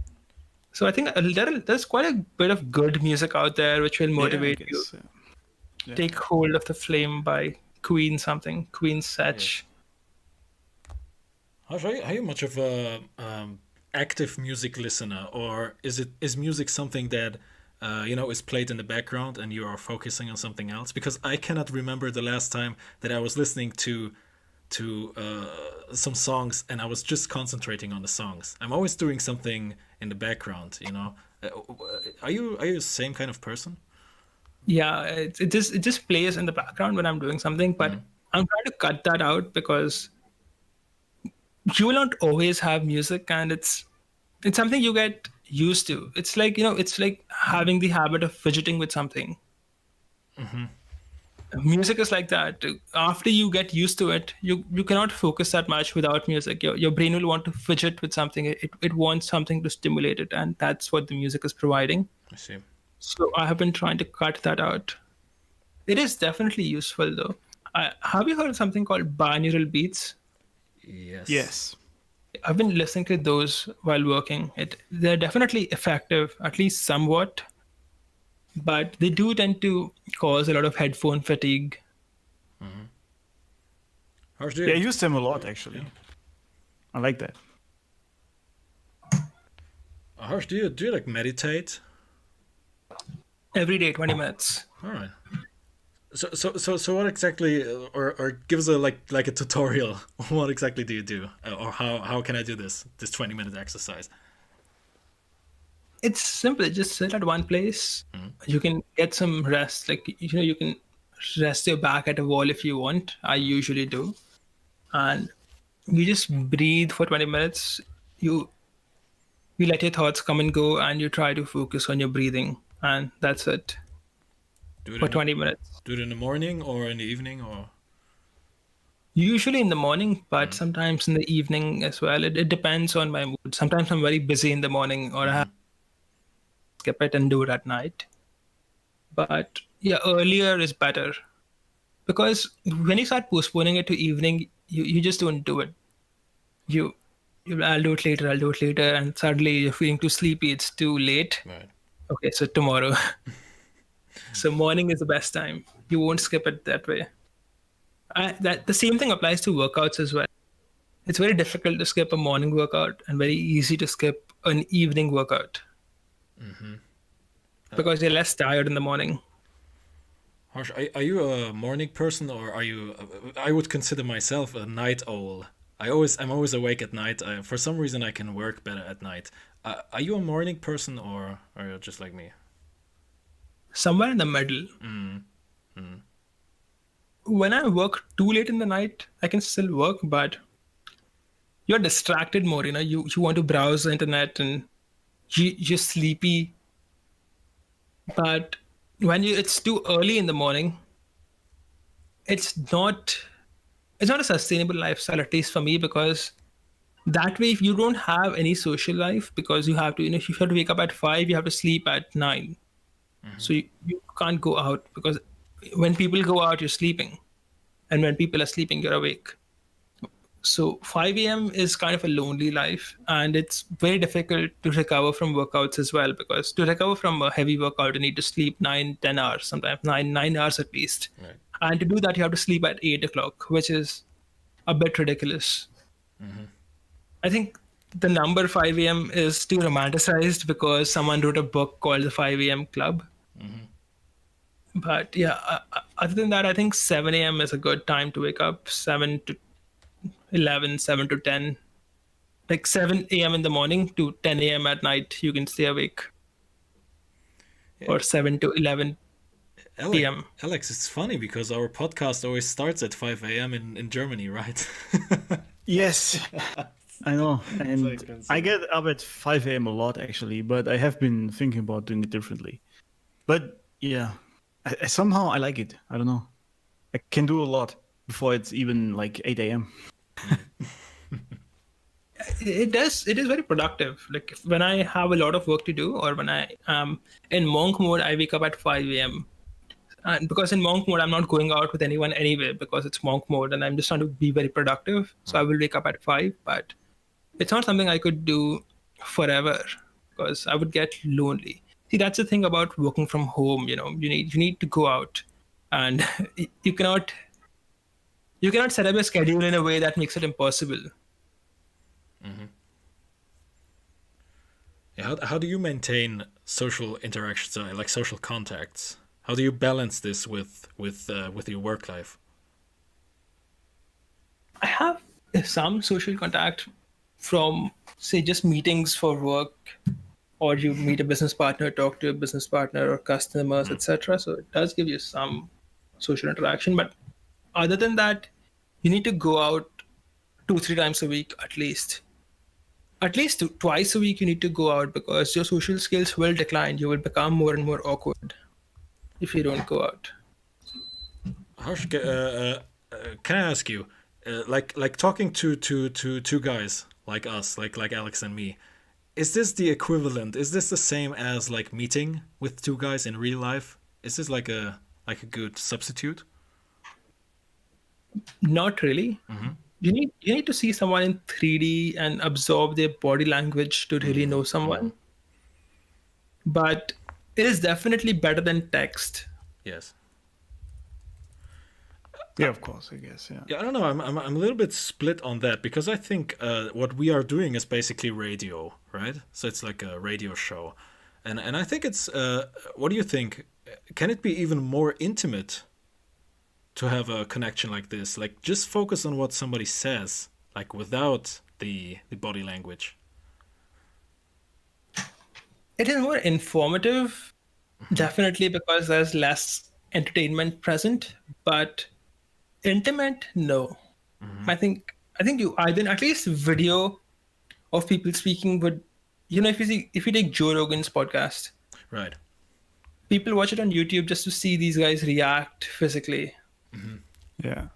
So I think that definitely improves the experience of the viewer. I think you cannot replace 3D in-person meetings completely, but video is a good substitute. Like, it gives you at least 70% of the material. Audio cuts out quite a bit of someone's personality, of how they behave, how they move, how they act. Yeah, I gotta say, because it's really interesting for me, and I believe I'm not the only person who asks himself this. But you're a person. You said for you it has become normal. But you still wake up in the morning and you have over 200,000 followers on Twitter. Do you feel sometimes tempted to show your face, because you do not? And I believe you have a reason for that. Are you sometimes tempted to do that? I know it's a very personal question right now. Not really. I don't see the point of doing it, to be honest. It would just create nuisance value, and it would. What would be the point? Like, it would not change my content in any way. And now I have to deal with publicity. So I don't see the point of doing it. Would you say you have a... Yeah? I don't see myself becoming a personal brand anytime soon. At least not for, like, say, the next couple of years. This is, what advantage would it bring me? Like, it's just a liability, isn't it? Yeah. Would you say you think an ego is a good thing, or is it a bad thing? It depends. I think in both extremes, it's a bad thing. Like, not having an ego is stupid, and having too much ego is stupid. Because when you have too much ego, you can't learn. And when you don't have an ego, people screw you over. People will take advantage of you.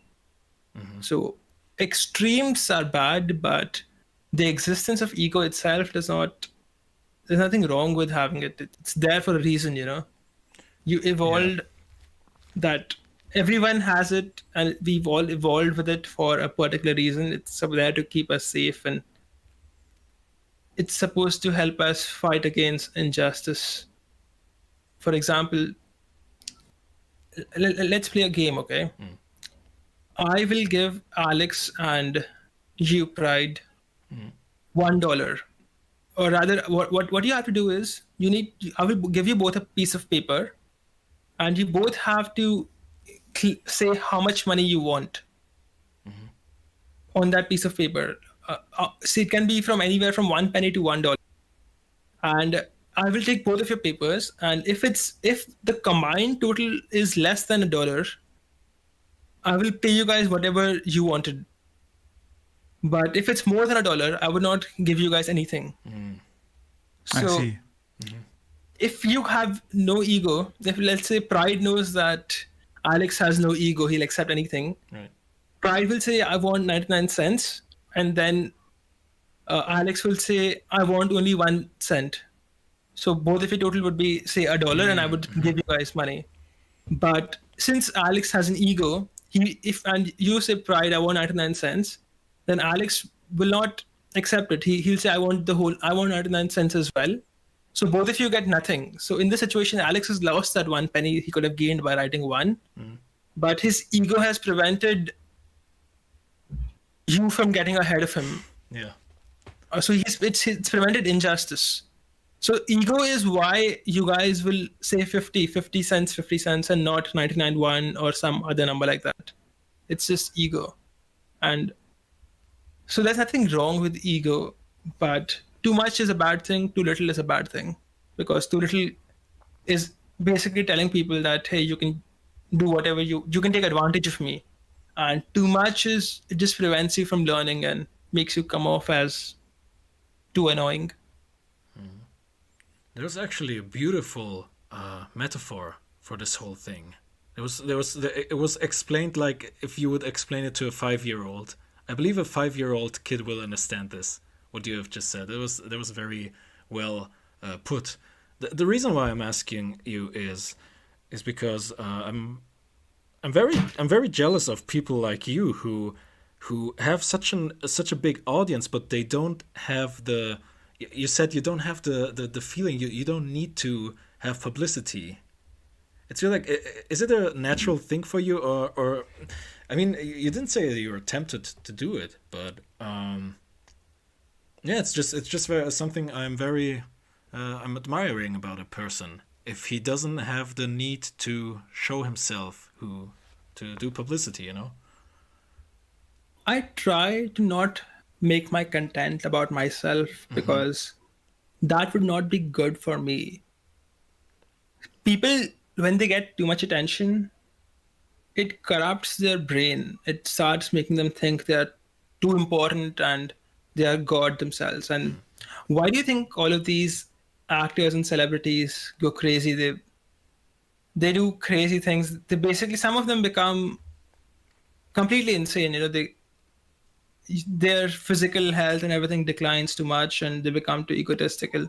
It's because they get so much attention, they start believing that they are the only source of truth and they are God themselves. And too much attention, we haven't evolved to live in a situation where hundreds of thousands of people look up to you and listen to what you have to say. And the reason I don't become a personal brand is I'm 25 years old and I don't want it getting into my head. It would hurt my personal progress. Like, LifeMathMoney is supposed to help me, not become a barrier in my life. Yeah, that's a very, I need to say, it's a very rare point of view. Alex, would you agree with me? Yeah, it's also a very mature point of Yes. view. I didn't know you were 25 years old. That's a very mature way to see things. Definitely. Yeah. Absolutely. Yeah, I cannot add anything to this actually because I don't really have a personal brand in that regard. I mean, I show my face, but it's not really evolved around me, I think. It's mostly about people, conquering themselves. But I have felt this when, you write, for example, a tweet or some video of you blows up and it is with your face on it, there is a different reaction to it than if it were just like an anonymous account or something like that. Because in the beginning, I didn't show my face on Self-Conquering, so I know both sides. And yeah, it somehow makes you feel different.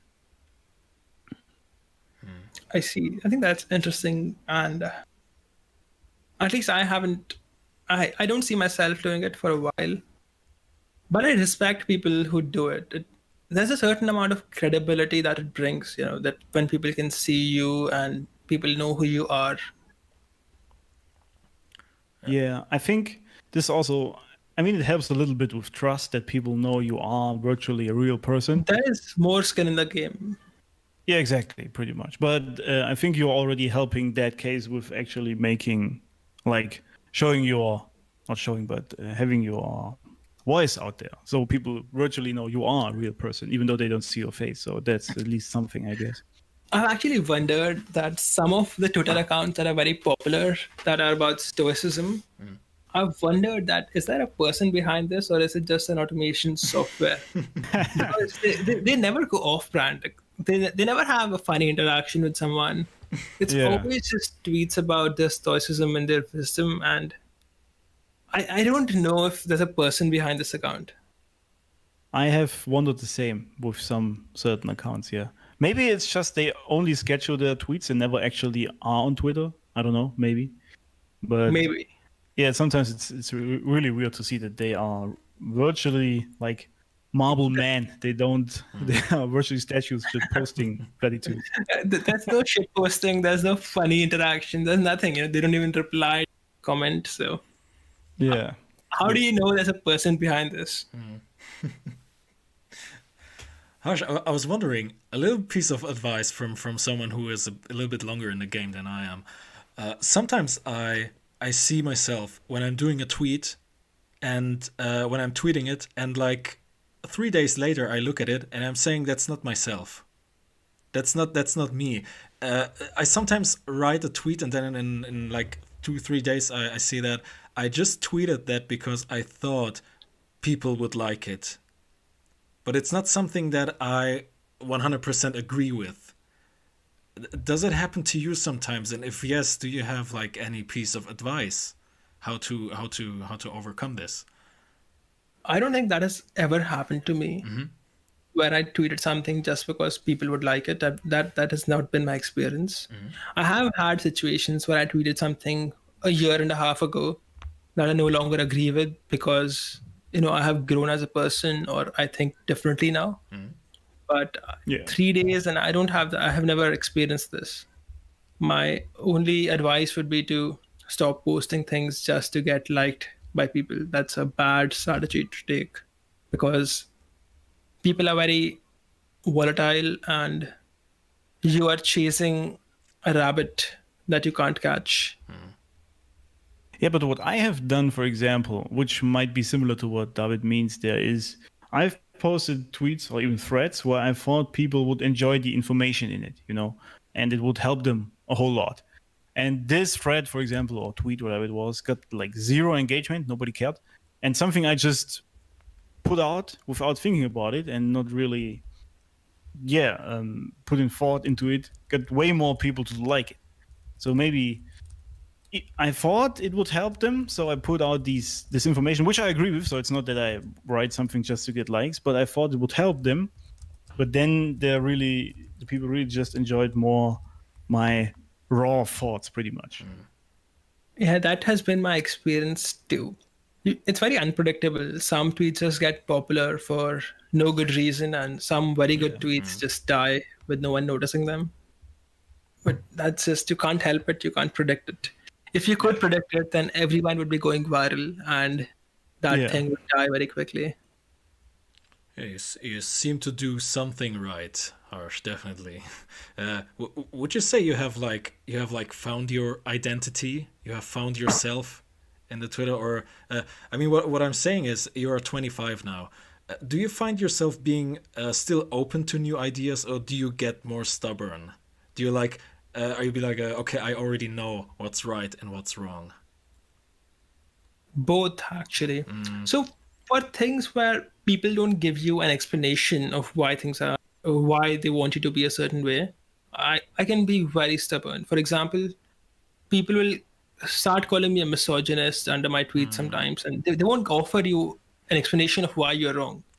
It's just a label, like, hey, you said this, this is misogynist, but okay, maybe it is, but how is it wrong? So as a person, I try to always align myself to reality and how things aren't real, rather than trying to comply with some sort of moral code which these people have created. So until I'm given a logical reason, I am stubborn. But if you can logically explain to me why I'm wrong, I'm definitely open-minded towards it. I'm not I'm not stubborn, because if I get too stubborn, and if you start, see, if you give me something logical and I start ignoring it out of stubbornness, and I've stopped growing as a person. So that would be a mistake for me. But if you're just calling me names, if you're saying you're an idiot, you're an asshole, you're a sexist, you're a misogynist, you're a blah blah blah blah blah, that has no impact on me. I have never cared about it. The reason why I'm asking you this is because the stubborn aspect is because when I wake up in the morning and I question everything I'm doing, still, I'm for example 27 years old, and when I wake up in the morning, I cannot question everything. I have to have some values I am 100% sure of. That's a little bit what I was talking about. So, do you have this more the older you get, or are you still very very open? You know what I'm Oh no, saying? the older I get, yeah, that's definitely a thing where a lot of my beliefs are becoming a little more cemented than they used to be. Right. But that is because it's held true for so long that I don't see the need to change it. See, if I can see that if I throw a ball, it's going to go up, I'll accept it as reality. And it hasn't changed for the past 25 years. If I throw a ball up, it still goes up. Right. So until I see a good, compelling reason why the ball will stop going up, or I see that the ball, when I'm throwing it up, it's going down, I will not question gravity. I'll just accept it. So that's what's happening to me. I have more proof of my opinions that they work in real life. If they stop working, I will definitely question myself and try to fix the gaps. But yeah, that happens to everybody. It's just the older you get, the more cemented your opinions become. And as long as you can explain them logically, that's a good thing, because you cannot go on living your life being unsure of things. That's just not possible, because if you are not sure of anything, how can you build on top of Yeah. anything?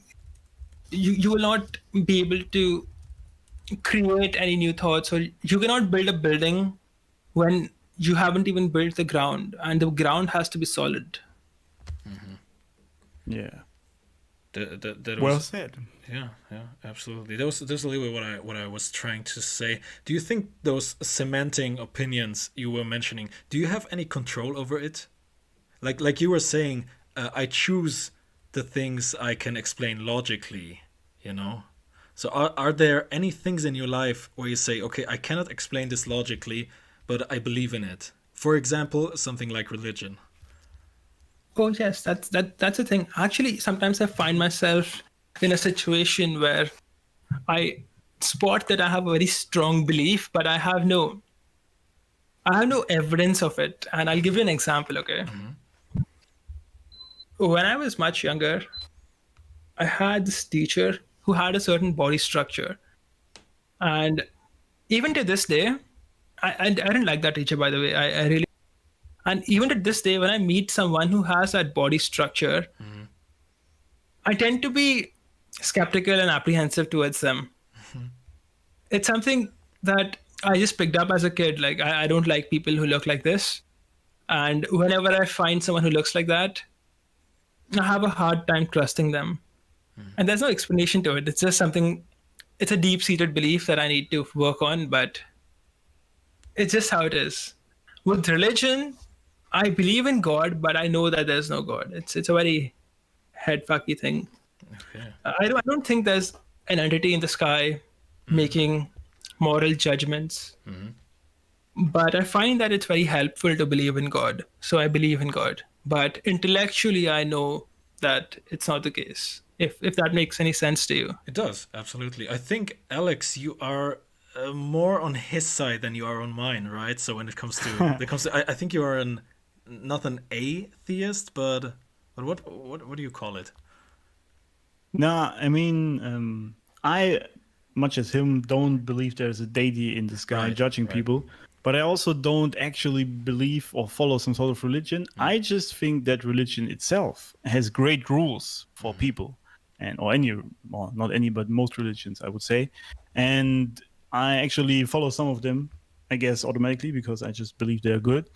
And I also said that I think, even though I don't believe in some sort of God, I think that the world right now could use more religion, actually, especially the Western world, to get them to go or to follow some rules, morals, and virtues, right?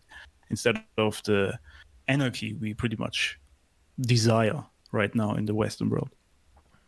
Definitely, I agree with you completely here. The West needs more religion, and even the East, even India needs more religion at this point. Which is Oh, really? I thought they are still pretty religious. In a very superficial way, we are, in the sense that if someone, are you religious? They will say yes, but they don't actually follow any of the religious values. Oh, I see. So to give an example, okay, in Hinduism, we're supposed to donate a certain portion of our wealth, at least that's how I understand it. So Chanakya says that, okay, donating some wealth keeps your wealth pure. Okay. So I donate a portion of what I earn. I do it every month.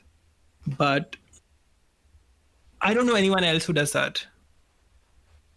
So I think a lot of people think they're religious, they believe in God, but they don't follow any of the values. They don't follow the teachings. So it's a very superficial belief, so to speak. You are a follower of Hinduism only in name, but not in practice. Do you think there is like a common misconception about religion in the world? And I'm talking about the word religion, you know? Yes. I think a lot of the whole atheist organizations tend to focus, or when they say religion, they tend to focus on God. So anyone who thinks they believe in God thinks they are religious.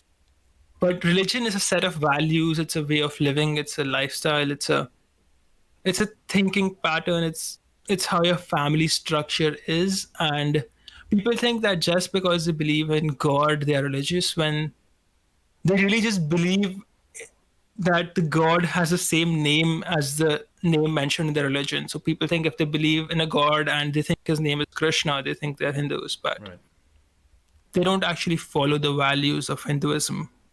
And I think the same thing applies to every religion nowadays. You know, I've seen Muslims who drink and take drugs. I've seen Christians who do the same thing, even though explicitly they are not allowed to. So they are just religious, followers of that religion in name only, but not in practice. I think religion nowadays only means whether you believe or not. Yes, absolutely. And that's why the biggest criticism of religion is there is no God. Like, what does that have to do with religion? Yes, exactly. Yeah, I think what you mention here can also be described as hypocrisy, you know? And I think that's a problem that's not only to be found in religion, right? Well, there's nothing wrong with hypocrisy per se. It depends on the situation. But I think people's definition of religion has been changing. So people think of religion, they truly believe they're religious because they believe in God. Right. They're not being hypocrites because they truly think so. They're not lying. It's just their definitions are wrong. Yeah, I'm really surprised Yeah, that you yeah, absolutely, I agree, Alex, and I agree with you, Alex, as well. On the other point, that I'm really surprised that in India, a country where I think it's a pretty religious country, that people are starting to fall apart from a religion there as well.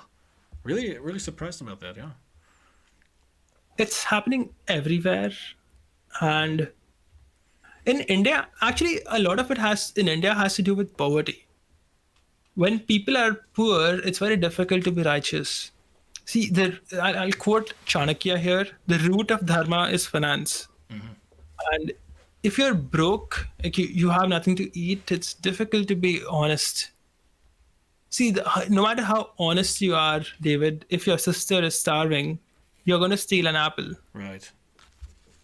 I think a lot of religious values have broken down in India because we had a long time of colonialism and we a lot of people starved. Literally, they were so poor that they could not afford to be righteous. There was not enough to give. Absolutely, yeah. To give you and to tell you a story, my father says like his so my great grandfather, there was a famine in India, a famine, and they had to start eating ants. Those fat ants, they would roast them and eat them because there was a famine. There was nothing to eat. That bad.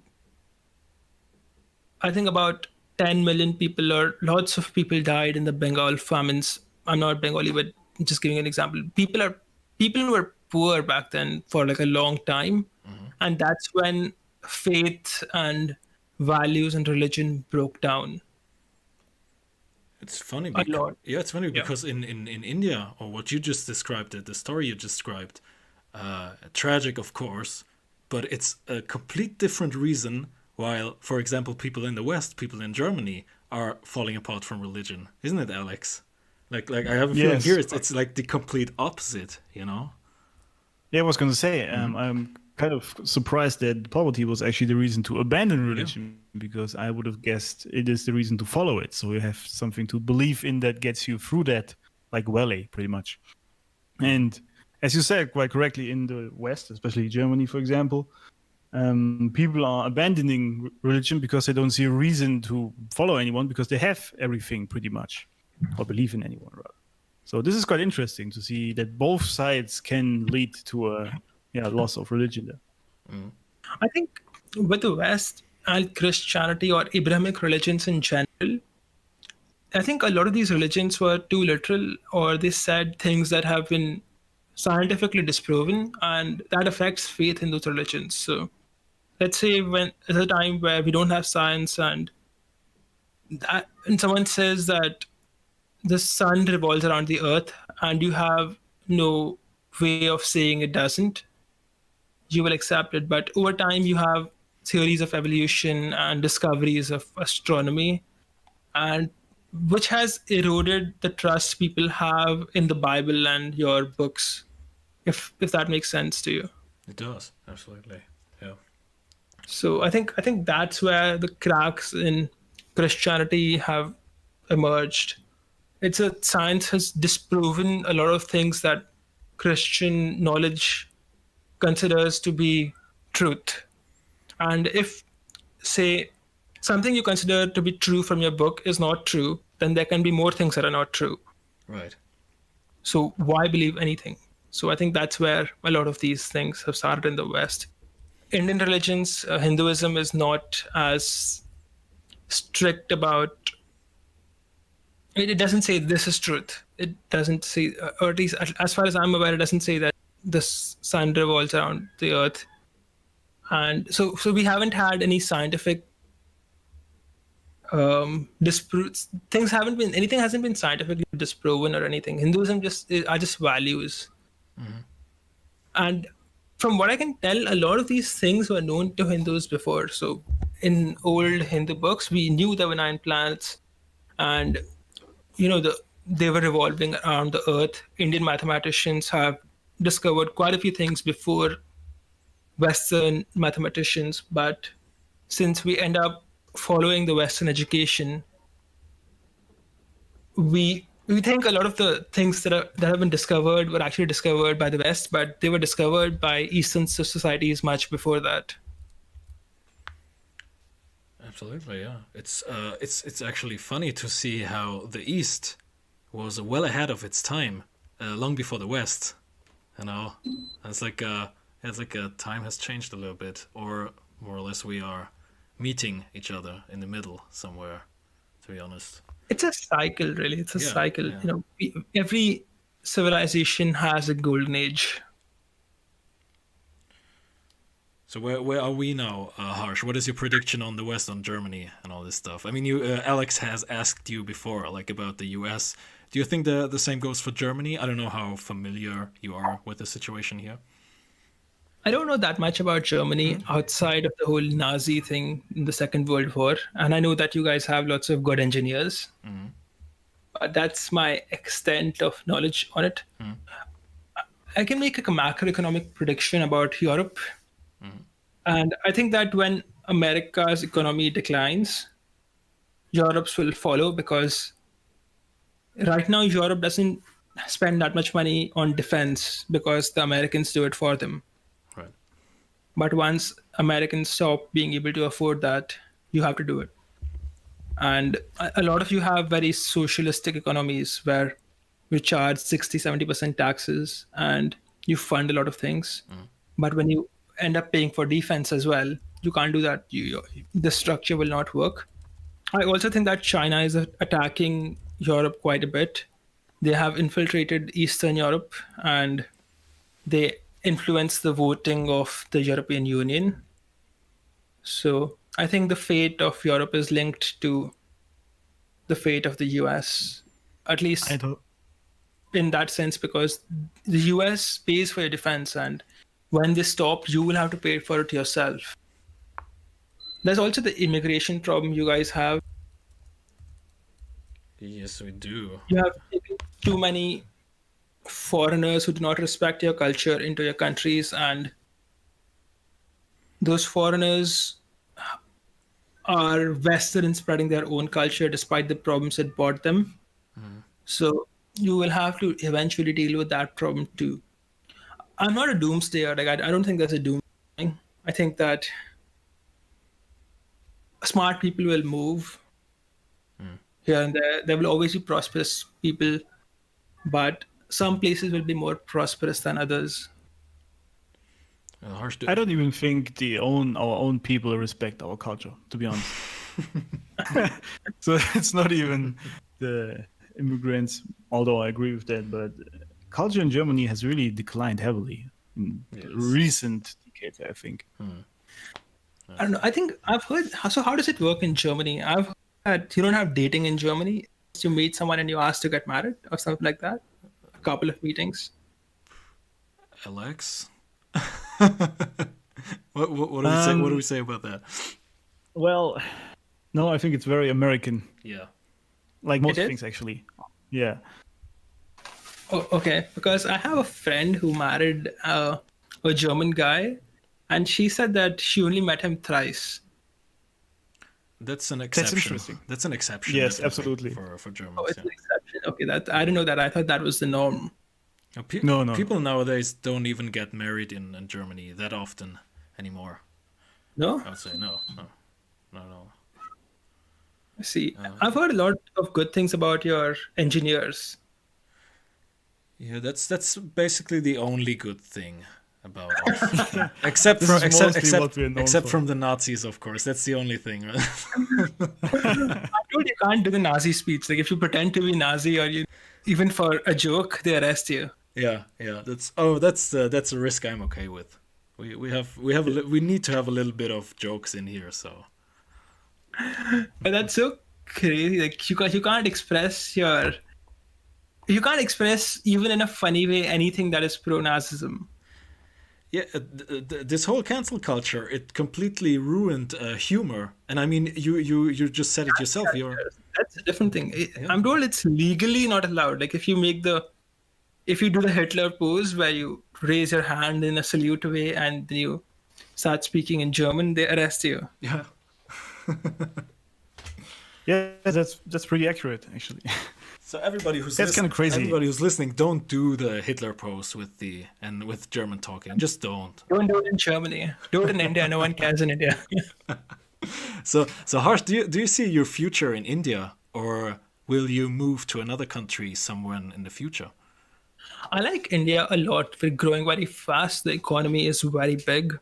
And since I can make money from anywhere in the world from the internet, I don't see the point of moving. The only reason I would ever move is to save taxes. We have 33-35% tax, which is too high, and 20% GST. So I mean, I really hate taxes, by the way. I hate paying them. And if I ever move, it'll probably be to Dubai or Singapore or a country with low tax. It would purely be financially motivated. Everything else is good here. Except I was gonna say marriage is Germany. crazy. Yeah, okay. Germany is definitely not the way when it's about taxes, Yeah. because we have taxes for virtually everything. I mean, you even have to pay taxes on something you inherit from your dead grandparents, for example, even though they already had it That is taxed. too much. Inheritance tax is again. anti-civilization. Yeah, Because exactly. telling people, just signaling to people that you should not produce and keep wealth with you, which isn't right. It's bad for society, in my opinion. Yeah, I agree totally. This is a bad I think thing. Bitcoin and crypto will fix a lot of these issues. And ego will play a role. Okay, if I'm gonna say, if my friend gives me 100 Bitcoin and I have to give 60 of them to the government, I'm gonna say, screw you guys, I'm not giving you anything. I just lost the Bitcoin. I'm not using it myself also. So it's just gone forever.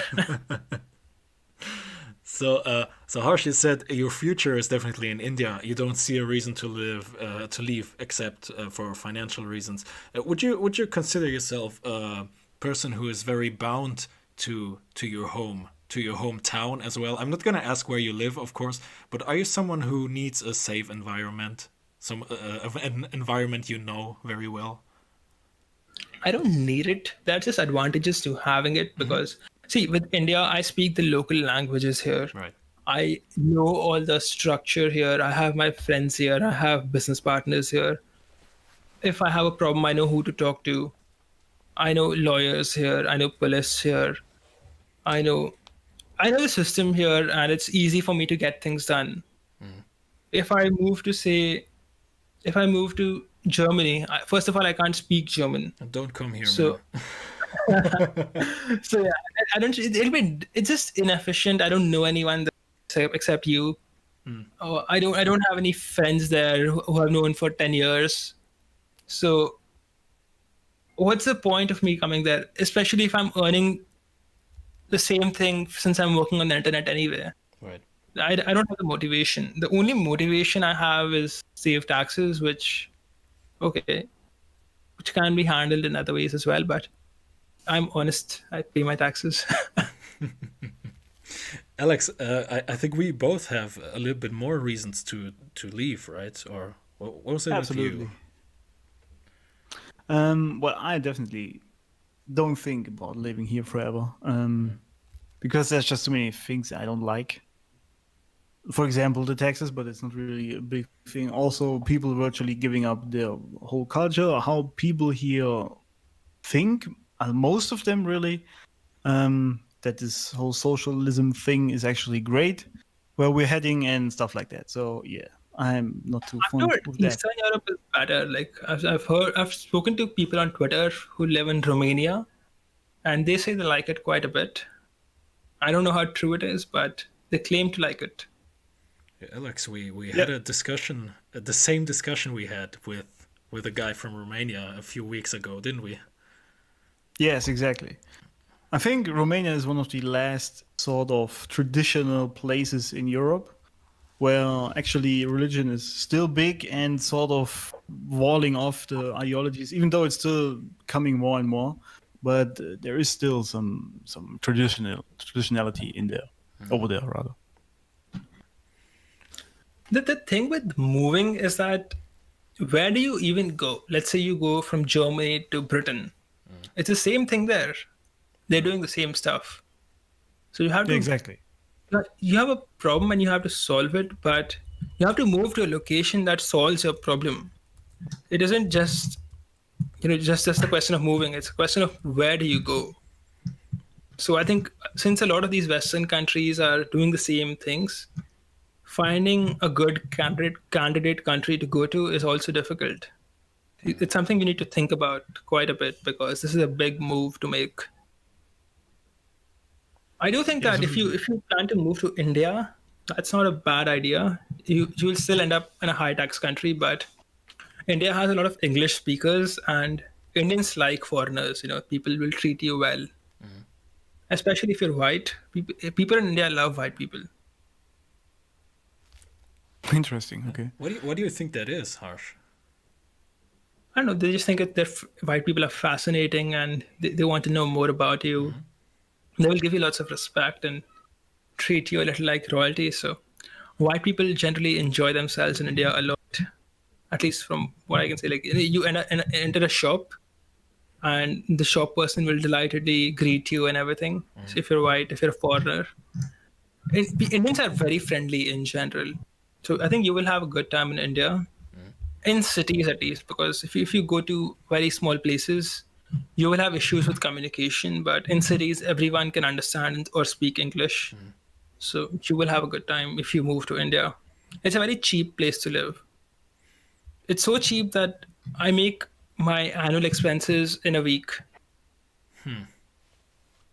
And I see maybe why you don't want to actually leave India. So it makes a lot of Yeah. sense.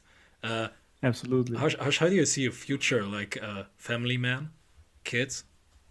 Oh yeah, I want to get married and have kids. I think that any ideology or way of thinking which ends up with you not having kids is a failed ideology, because you die, your genes won't survive. So yeah, I definitely see myself getting married, say in the next 2 years, or and having children, say in the 2 years after that. Or some relationship advice for the young listeners out there? or dating Well, advice? if you're Indian, have an arranged marriage from someone from your own culture. If you want to date, or if you're a Westerner, try to find someone who thinks like you, someone who's a virgin, obviously, because statistics show that if you marry someone who's been sexually involved with someone before, the chances of divorce double, triple, and they just go high and high the more partners she has. And even one partner makes a lot of difference. I think it doubles the risk of divorce, so don't do it. And it's important to find someone who's intelligent, because intelligence is genetic, and intelligence is the most important factor in the economic life of your children in the future because of the world we are in. So the person has to be intelligent. For sure, it's not something you can compromise on. Even if she is less pretty, that's fine, but she has to be intelligent. And ideally, you want to find someone from a good, well-connected family, because that will be useful for you. Alex, would you agree with that point of view? Absolutely. I mean, obviously, in our culture over here, or even the West, it's virtually impossible to find a virgin to marry. But generally, I agree with that statement, or even with the intelligence statement. So this is, however, a problem that most men actually don't vet their potential future wife or mother of their children. They just marry whoever they are currently with, in most cases. So this doesn't even exist for most people, which is weird to me, but definitely you should be choosing the partner you reproduce with more care, in my opinion. It's the most important decision you will ever make, and it will affect your life forever. If for some Yeah, reason, exactly. This is very important, because if you have kids with someone, you will forever have a connection to that person, like forever. There's no way around it. Moreover, So- a good wife is an asset for you forever, but a bad wife is a liability, and it's going to drag you down for the rest of your life. And I know people in bad marriages, and it's not something you want to be in. It sucks. Yes. Absolutely. Alex, I was being reminded of the talk we had a few weeks ago. We were talking about The Godfather, and I'm glad that you know The Godfather, Harsh. I don't know if you have seen the movie. I've seen it, but I've seen it like in 2013, I think. Okay, because me and Alex were talking about the situation there, because there are also like those two girls of the main character, and one is like the educated girl from the college, and the other one is the traditional virgin who has an understanding for the whole business of the family. Oh yeah, the one who blows up the car or something like Exactly, that, right? exactly. And we were Yes. we were talking about how one is the girl he wants, and the other one is the girl he needs. You know. Well, yeah, I'm not. I don't remember the movie too much to be exact. So I think if someone grew up in the US, even if they're Italian, they should still find a girl who is American. Because someone who grew up in a completely different location and with a completely different culture is someone who probably does not think like you, or you probably do not have the same values. Probably. I don't remember the movie too much, so unfortunately I can't discuss it. No problem. No problem. I remember that it was just fun, Sunday, Monday, Tuesday, and the girl is narrating the days of the week, saying that she can speak English, Yes. and the car blows up. So Harsh, I believe I don't have to ask you that you are going to marry someone from your own culture, right? Yeah. All right. So also like with religious beliefs, because many people have this romantic ideology that love conquers everything. It doesn't matter which religion. It doesn't matter where one come from. It doesn't matter what age. Love heals everything. I don't think you agree with that, right? I think the word love is a bit overdone, because what is love? It's just a chemical feeling in your brain which brings you together to breed. My mom and dad had an arranged marriage. I think they met once or twice before they got married. And I have had many people in my family who met their wives on the wedding day. Like, they met their wife on the day they married, and they love each other now. And that's because love is just, you are around someone for a long period of time. It's a biological thing.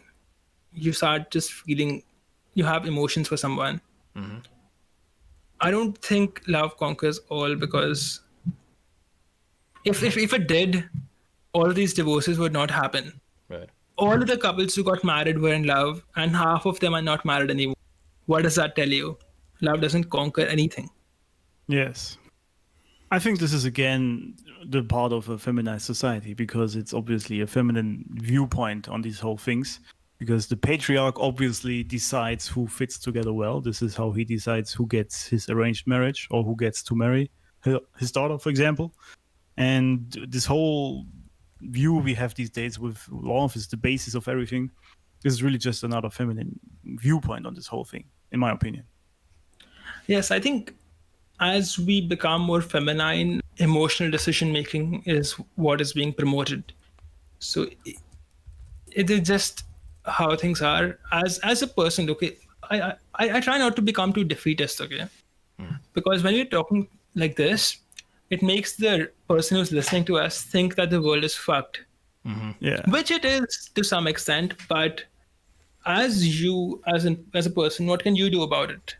You have the knowledge that everyone else is making a mistake, so you can exploit that and don't make these mistakes yourself. You can have a great life. The world can go to hell, but you can still live a good life. Right. And you can always profit off other people's mistakes. To give you an example, if I buy stock in OnlyFans, I don't pay OnlyFans. I'm not their customer, but I know everybody else is. So I buy their shares. I make money doing it because I have learned the knowledge of reality that all these guys are going to keep paying money to these whores because they're simps. Right. And I can live a good life, and this knowledge is helping, and it's improving my quality of life. The world can be a mess, but it doesn't have to affect your household. Yes, you just need to adapt, I think, and be realistic with what the world does, and then make the best out of it, pretty much, which is what you do when you buy OnlyFans stocks, right? Yes. You just have to make the rational judgments and, do what is right for you, instead of falling for all of these memes and distractions that society is throwing at you. Because it's just making the game easier. All these people are... Earlier you had more competition, and now the competition has sleep, so you can take over. And you can already see that happening. Okay, I'm 25, David said he's 27. I don't know how old you are, Alex, but I assume you're less than 35. And correct, I am 30. Oh, wait, 32. Yes. So yeah, so it's just that, can you see that since everyone else is speaking, younger people like us are able well dominate the market. We are the ones building businesses. We are the ones building future. It wasn't Yes. the case like this 100, 200 years ago. 200 years ago, if you were 25, you had to just listen to the village elder, do what they said. But things have changed. Smart people can take over now. Yeah, it's changed a lot. I mean, back then you couldn't make any money like outside of your regular work, and if you weren't born rich or royal, then you had no way to be ever rich. These days, this is completely different. Everyone can virtually be rich or make huge sums of money. So the world definitely changed a lot in that regard. In a way, right now is the best time to be alive. If you are someone like us, if you're awake, it's the best time to be alive, because if I was born 100 years ago, I would be eating ants because there's a famine and there's nothing I can do. Like my Yeah. great grandfather, I would be eating ants. But because I'm born in this time, I can use my intelligence to amass wealth, create businesses, help people, and do what I want. So this is the best time to be alive. Period. Like there's no going back. Like if you could not pay me to live 100 years ago, that's not happening. It's just that the social structure is collapsing, but you can still do the right things for yourself. You can still make rational judgments and do what is smart. Absolutely. I would agree with that. Harsh, unfortunately, we need to come to an end. We're slowly getting out of time. I wish we had more time to talk to each other, man. Yes, absolutely. I soon need to leave, sadly. Yes, So my bad. Sorry. that's okay. It was But- nice talking with you guys. You guys are pretty Absolutely. intelligent. I always like tweets by Alex. He has some very good content. And I loved your book, by the way. I have a copy. Oh, thank you. Oh, awesome. Oh, yeah, you sent me the picture of it. Yeah, I remember that. Why don't you tell us about your book? Go ahead, Alex. Oh, yeah. Well, I mean, I'm gonna talk about the newest book. I have a bunch of books, but the newest book, The Unchained Man. The name is program, right? This whole book was designed with men in mind, or not in mind. I researched men out there that are unchained in the sense of they can do what they want to some degree. They have the money, the means, the status, the power, whatever they want. And I looked at what they have in common, and I came together with 14 traits which will help you, the reader, to escape this enslaved society and the slavery for your mind. And this is what I put in the book, along with some practical advice on how to start making money online, which is the last chapter in the book. So that should definitely help you get going and become free out there in the future, which is online, right? So this will definitely be helpful for most people. Yep, it's a very interesting book. And the funniest or a very relevant tidbit I found from the book was that you said that if a girl is giving you a lot of shit, you just stop giving her attention and start focusing on your purpose. And Yes. you should be focusing on your purpose anyway, but now you have even a second reason to do it. Which is how it is. When most guys end up facing crap from women, they start becoming apologetic and they start simping and they start giving ground and appeasing her. What you really need to do is just withdraw your attention, because at the end of the day, that's what she wants. And if she doesn't want your attention, then you need to let her go. Yes, absolutely. Yeah, she just wants a powerful man who goes his way and does his thing, and she's testing him all the time. This is what women do when they nag you. So, yeah. So it's definitely an interesting book. I'm glad I bought a copy. Actually, I have 2 copies. I bought a physical copy and a Kindle copy. Oh, damn. Thank you very much for that. That's an awesome Yeah, thing. it took 3 weeks to get to India, though. You need to set it up so it comes quicker. Oh, yeah, right. Awesome, man. So listen, Harsh, it's been an enjoying pleasure to speak to you. Thank you for coming onto this relatively small show, I gotta say. And you took so much time, almost 3 hours, man. That means a lot to both of us, definitely. Yes. Hey, I'm happy to help, and I love your content too. So I've learned quite a bit from this podcast as well. That's awesome to hear, man. I wasn't expecting it. You're very easy to talk to person, I gotta say. You're very easy to have a conversation with, definitely. Yeah, you should definitely do more podcasts. It's great to have your thoughts like that. I've been trying to get on more podcasts lately. So let me know if you want to do another one in a couple of months. Well, Sure. you'll be the first one we're gonna call, definitely. Yeah, there's so many topics I would like to talk to you still. So yeah, I'm sure we're gonna see again.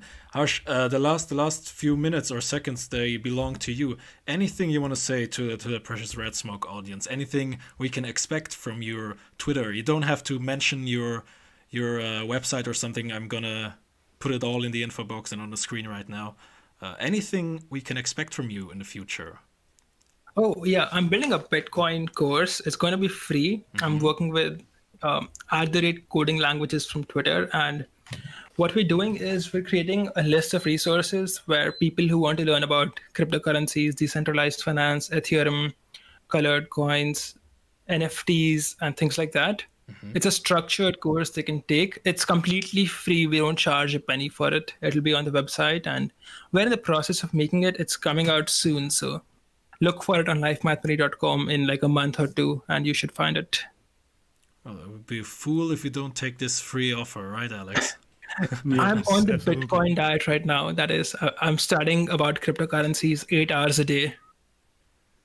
Well, that's Alex. Wow. Alex, I think you can help him out with that, right? Yeah, well, I've been in this space for quite a while, so I know how difficult or even weird it sometimes can be. So definitely you need a lot of input there, yeah. So I understand why you spend so much time on it.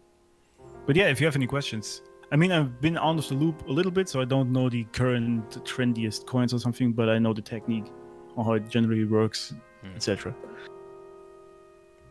I'm happy to have your help. By the way, I need to get going as well. I'm hungry. It's dinner time. Yeah, me too, man. I need to go to the bathroom. It's Oh yeah, damn. Harsh, talk to you soon. All right? Likewise, have a good day, my friends. Perfect. See you. Yes, Bye-bye. thank you again. Perfect. Bye-bye. Bye-bye.